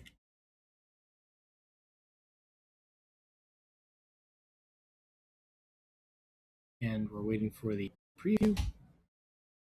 We're not getting much of anything, huh? I mean, we're getting a size that I proposed. I don't see I don't see anything being placed, I guess.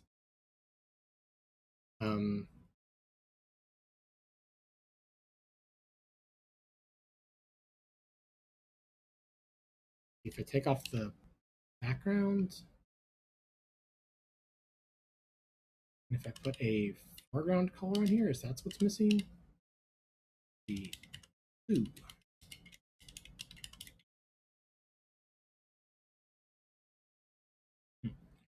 getting a lot of anything there. Let's put the background color back in and let's see what it looks like in the simulator. There it is. It's approximately the right height. Maybe it could be like a touch smaller.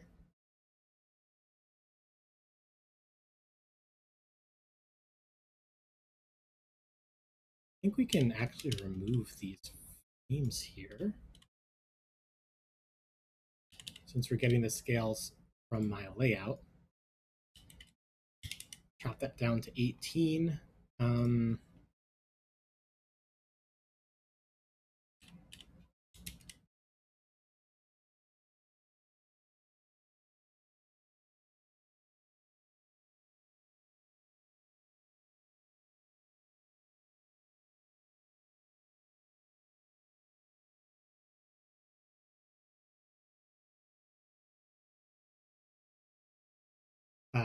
I don't know, let's put a breakpoint here and see what some of these values are. We're not getting anything.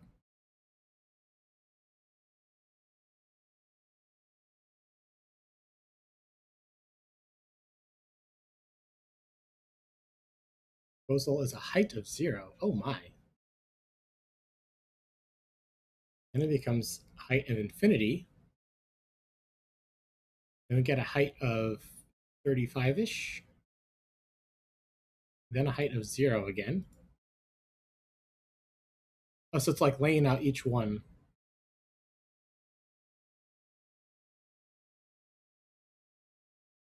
I mean, it's ending up with the right height. It's just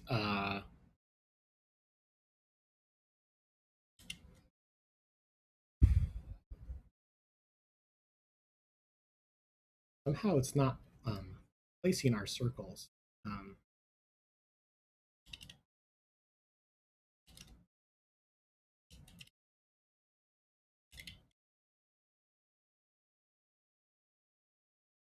I think if we extract this, it'll be a little bit more readable.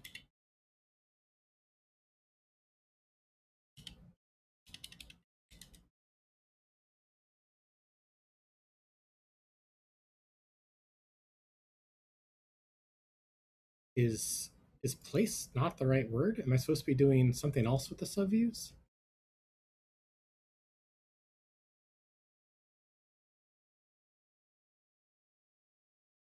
Let's see if the documentation is helpful on layout.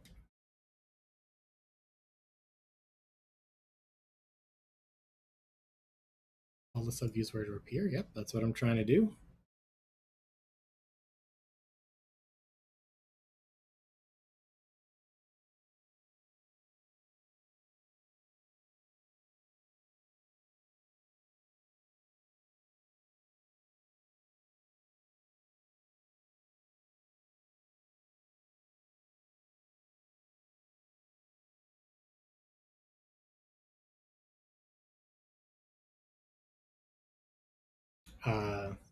Do they have an example of this?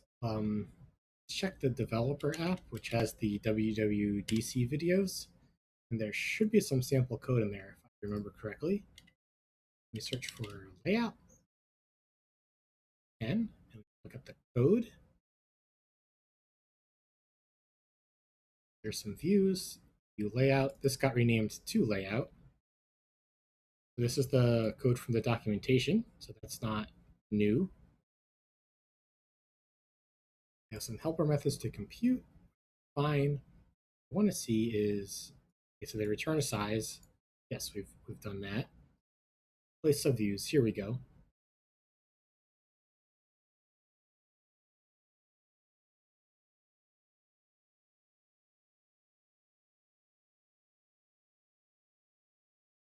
So it goes through each of the subviews and calls place on it.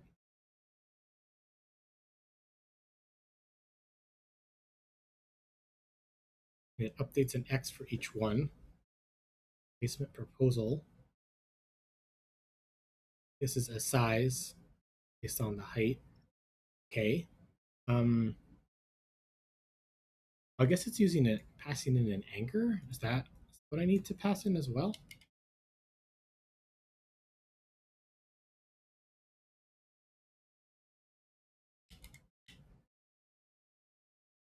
Let's see. Place unit point on the subview that appears at position.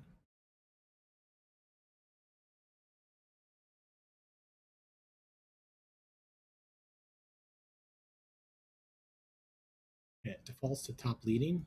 Well, thank you so much. Unit point, say center.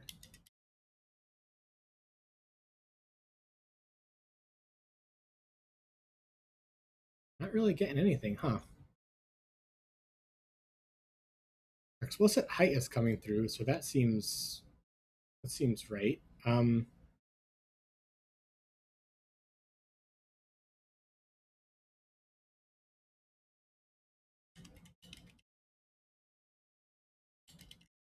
Maybe we'll just do a little print line debugging here.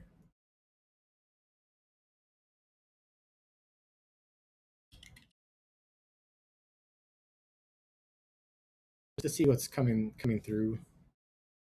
518, yes, this is exactly what we requested.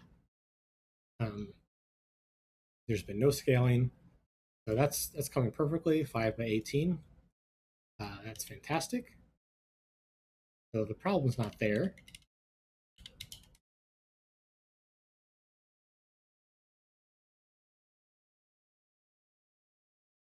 That means I assume these are coming through correctly as well.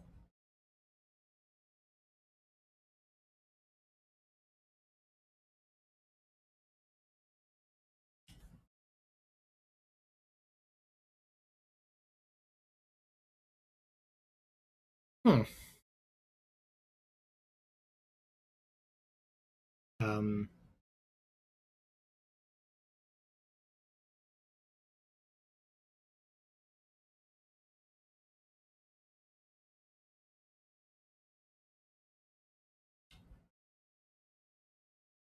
should be getting one of these, right?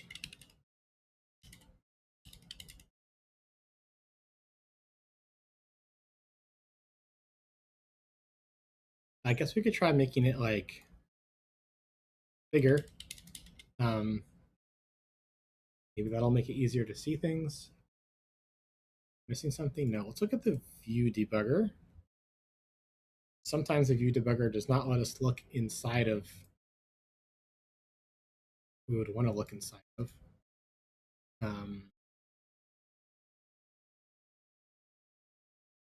The reveal in Debug Navigator.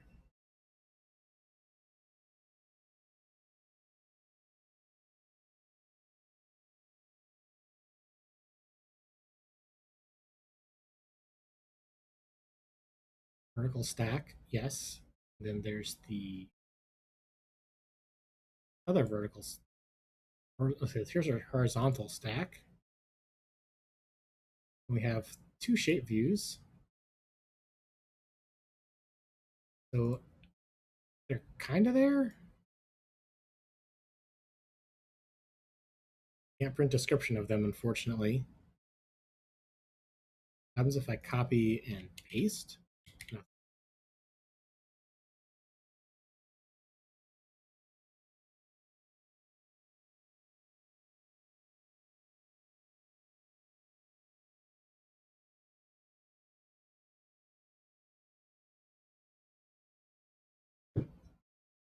Huh. Mr. Layout, what are we doing wrong?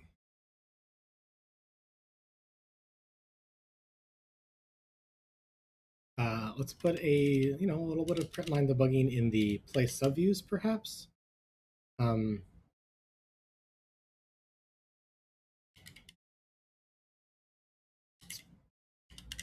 the subviews. Are we even getting subviews? I guess. Well, we got some stuff.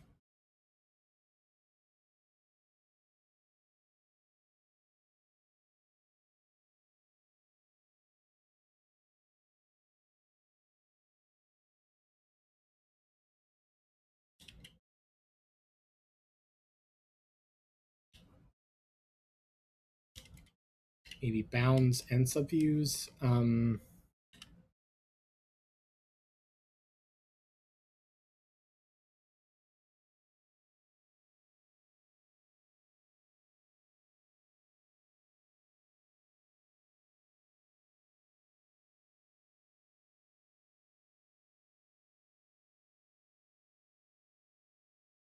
that subviews, and it has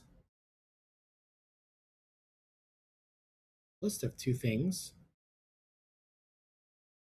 Layout proxy attributes.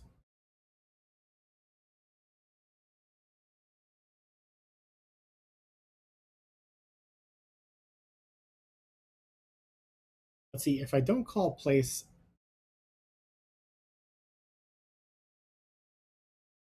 at all,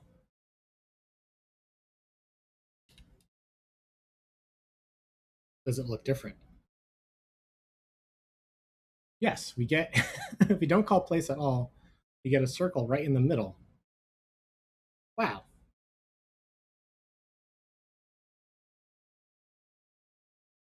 And the circle size is, I guess we haven't set a frame on it.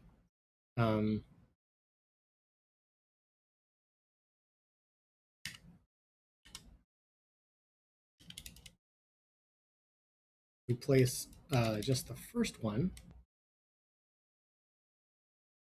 Maybe that's the other one that's showing. And if we place the second one, then they both disappear. We just place the last one. Yeah. So it's getting... Whew.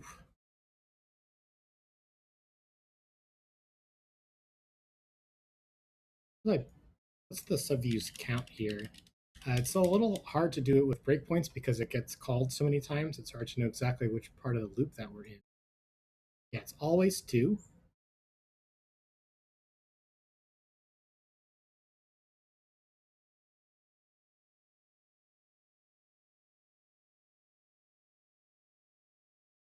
So shouldn't the proposal just work? Or do I need to pass in the proposal from up above? Let's try to use the preview here. Wow, that's rather large. Well, you can kind of see there's a dot in the top left corner.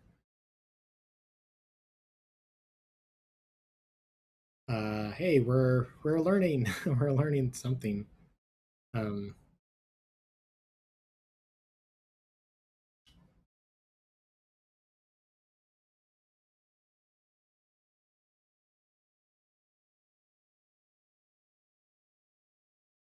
I don't know. Let's try putting the frame back on these things.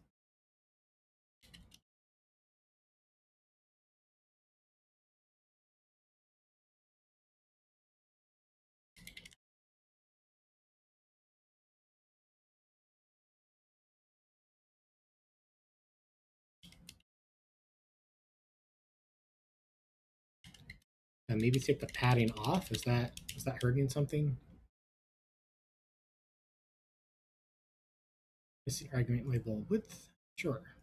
You.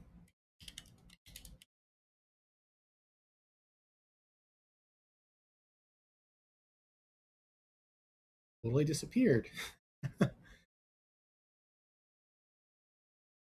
Oh, maybe it has to be a point relative to the bounds.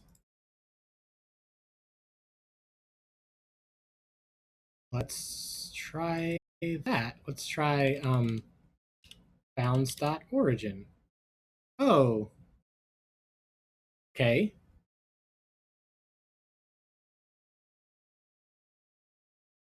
Okay.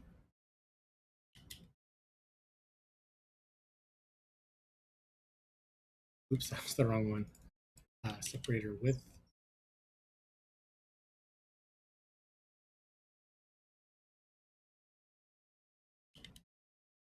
Yeah, so this frame has no effect, it seems. So yeah, let's remove this again.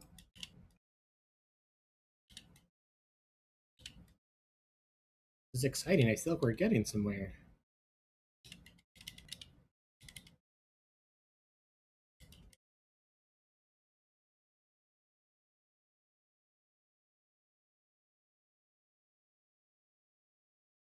Okay, so if we put the first one at the bounds origin, anchor can be the default anchor, right? Hey, okay, so it has to be in relation to the bounds.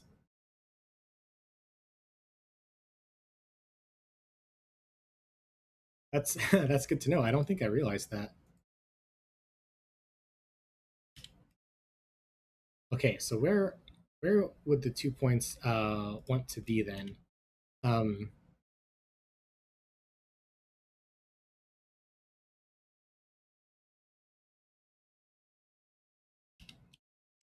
bounds.origin y plus, I guess like the center would be a quarter of the height maybe. Um,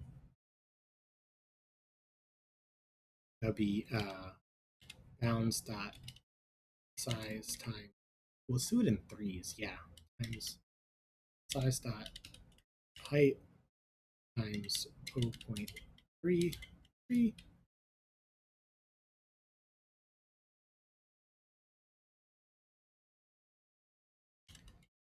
So I guess we'll make 2 points and then we'll use them down here.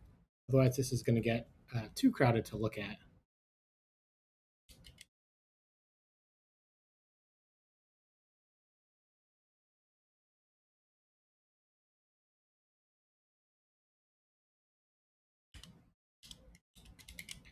Say leading, I only have to do, I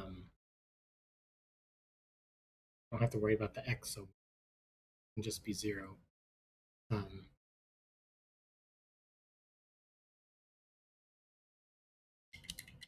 First y,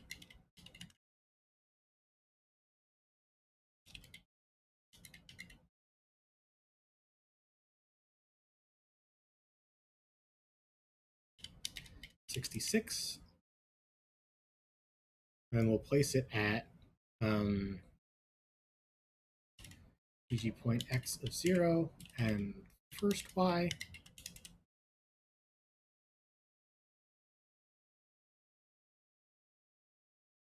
Second one will be second y, I guess. And this stays 0. Ooh, what is messed up here? Oh, I need a close paren. Well, they're all the way over there.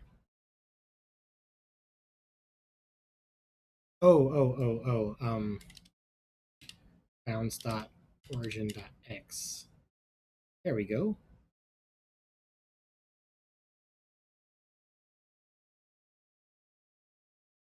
That's interesting. You can like just put something anywhere on the screen.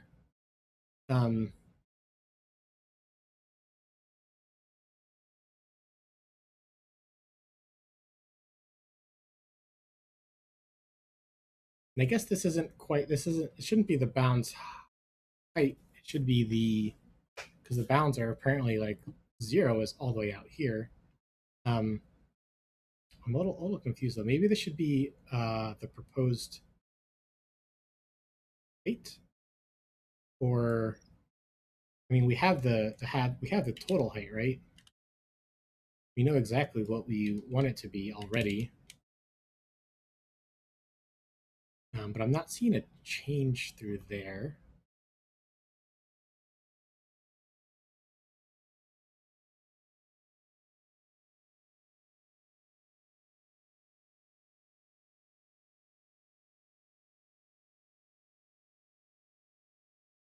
Let's make these full points. Point x.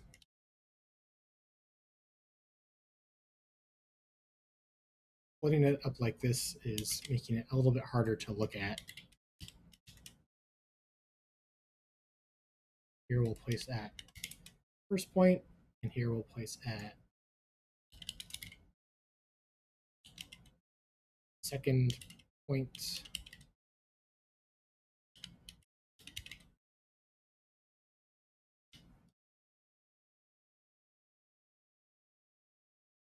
We'll make this a whole point.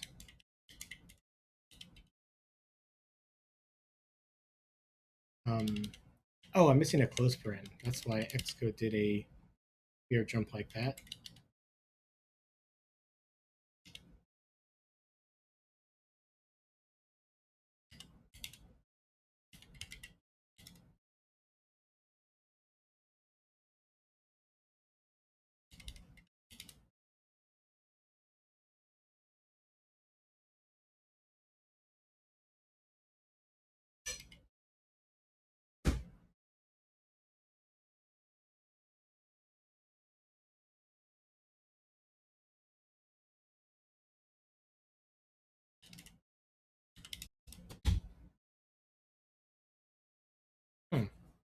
I guess it's also based on the uh, height of uh,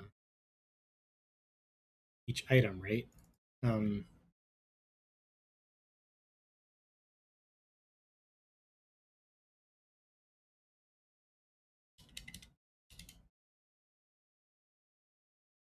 a little too far apart, right? Um,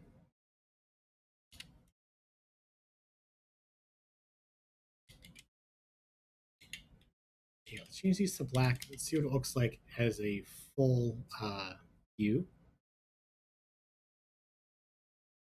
Okay, a little too far down for my taste.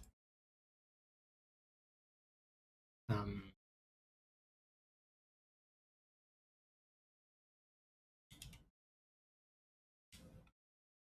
refresh the preview. A little too close together now. Let's see what it looks like.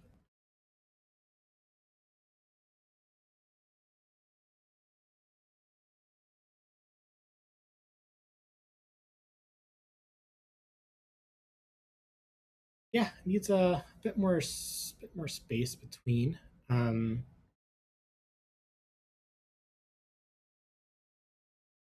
and I guess I keep playing with the anchor.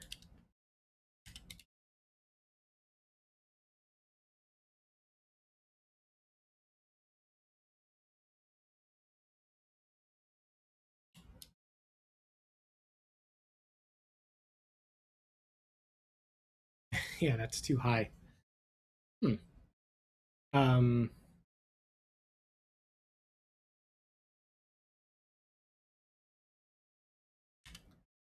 let's see, Xcode keeps making this really small. So if we do something like this, can we see it a little easier?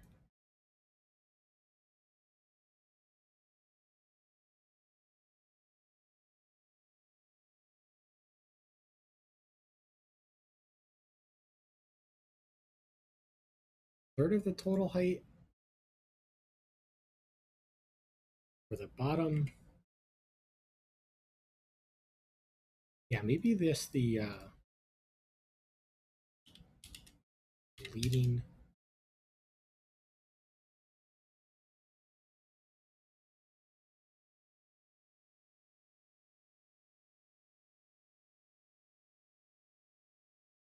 Then maybe instead of doing a multiplication, we can do height of the circle. Uh, first point dot y, like make it in relation to the previous one. We'll make it easier to. Ooh, that's so close together. That can't be right. Um,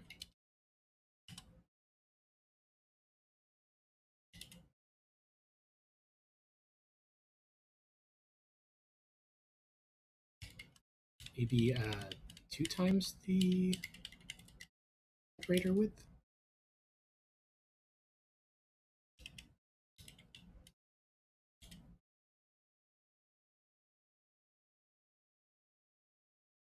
And if we look at it in a full view,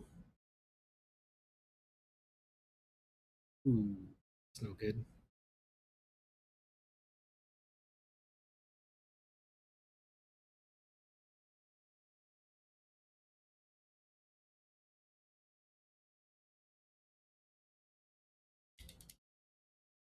Try a fifth instead of a third. There we go.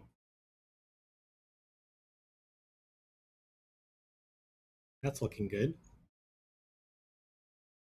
So we have a layout that works. Our first iOS 16 layout.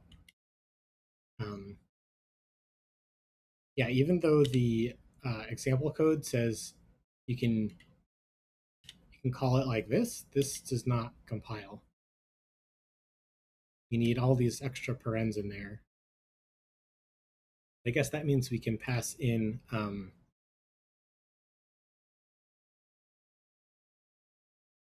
you can pass in uh, initialization parameters, but we don't need to because we're getting them straight from the environment through scaled metric.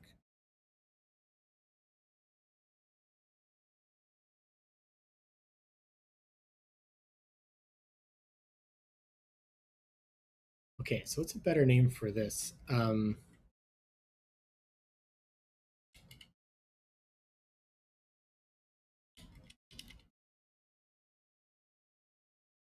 guess this is a oof. Like these two things are like so tied to each other. I don't want to make this private. um, a layout. Wish I could call it layout, but obviously that conflicts with this. When I do something like this is not going to confuse anyone ever. Um,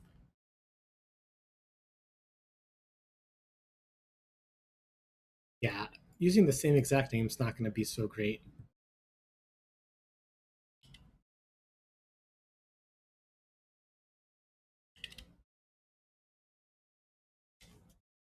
Um, my layout, view layout. My is just a little too casual. I don't want to. I don't want to call it duration separator view layout. That's a little. That's a little too much. Um,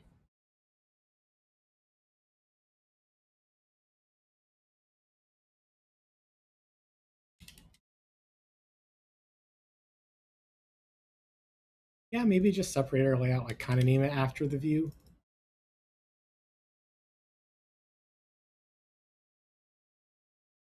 Kind of name it after what this thing is doing.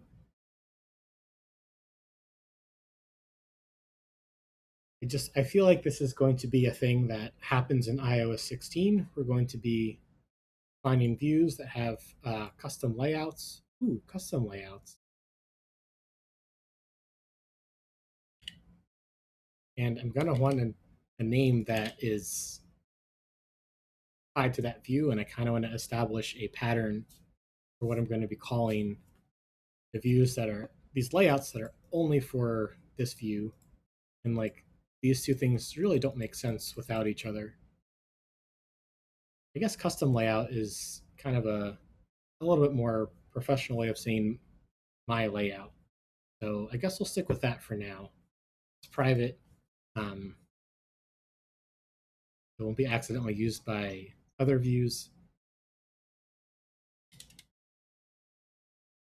And so what are we doing? We're getting a height relative to the body. We're getting a separator width relative to the body.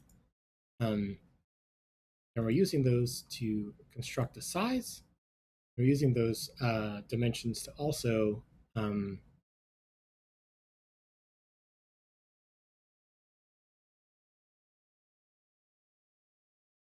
also lay out the two dots to make the timer separator. Okay, can we get away with calling this only width?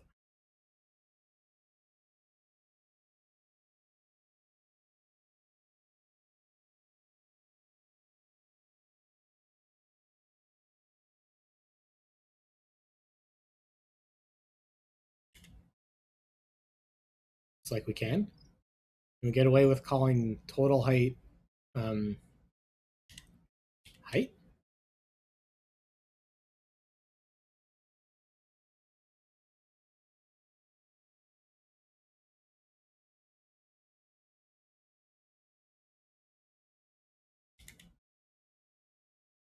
Looks like we can.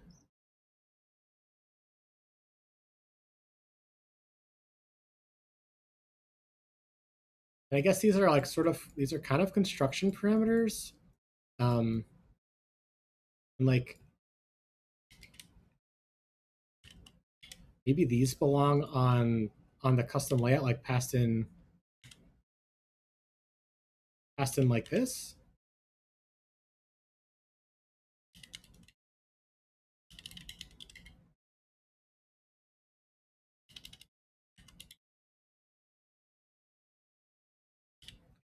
I guess the layout isn't really concerned with. I guess these used to be explicit CG floats now.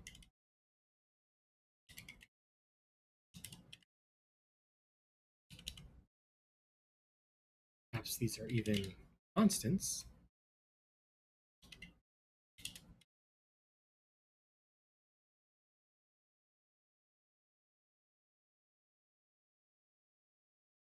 because the layout doesn't really care about the scaling. It's based on a width and height, and it'll give you 2 dots, I guess. Um, it doesn't really seem like a winner of a refactor. It just kind of muddies up this view a little bit more, I think.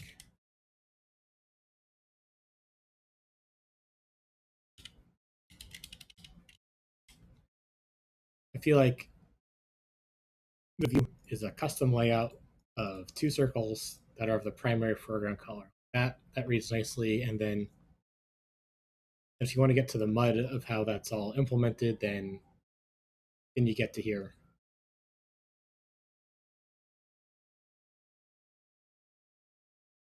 Since I guess there are a few constants in here, so passing in a random height and width is maybe not as sincere as we would like.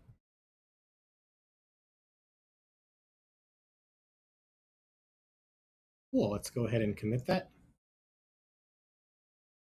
Created a duration separator view.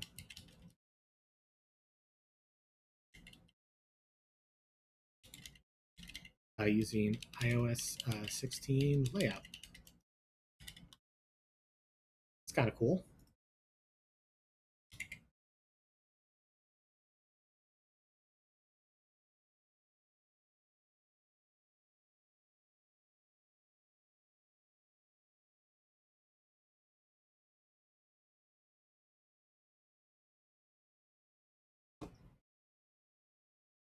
Cool.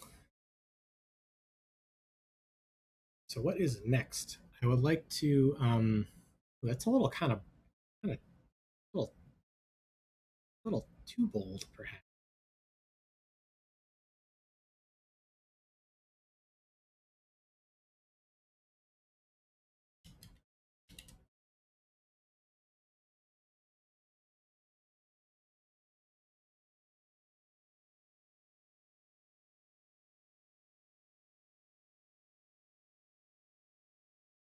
Yeah, so many tweakings to do. Um, and we could tweak that to make it look good with this, but I do want to play with these numbers. I kind of want to use, my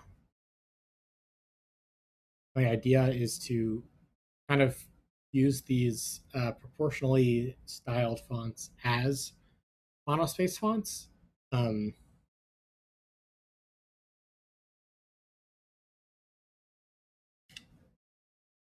I want to make like a digit view. And wow, if I do that, there's going to be a lot of stuff going on in here that's not based on relevant to the timer grid yet. I think it's time to make a subfolder for duration display. Just kind of keep that all separated. Your audio is way out of sync with your video, about a minute and a half out, or a second and a half out. Oh wow. Thanks for telling me. I'm not sure how to fix that other than stopping and starting the stream. Um,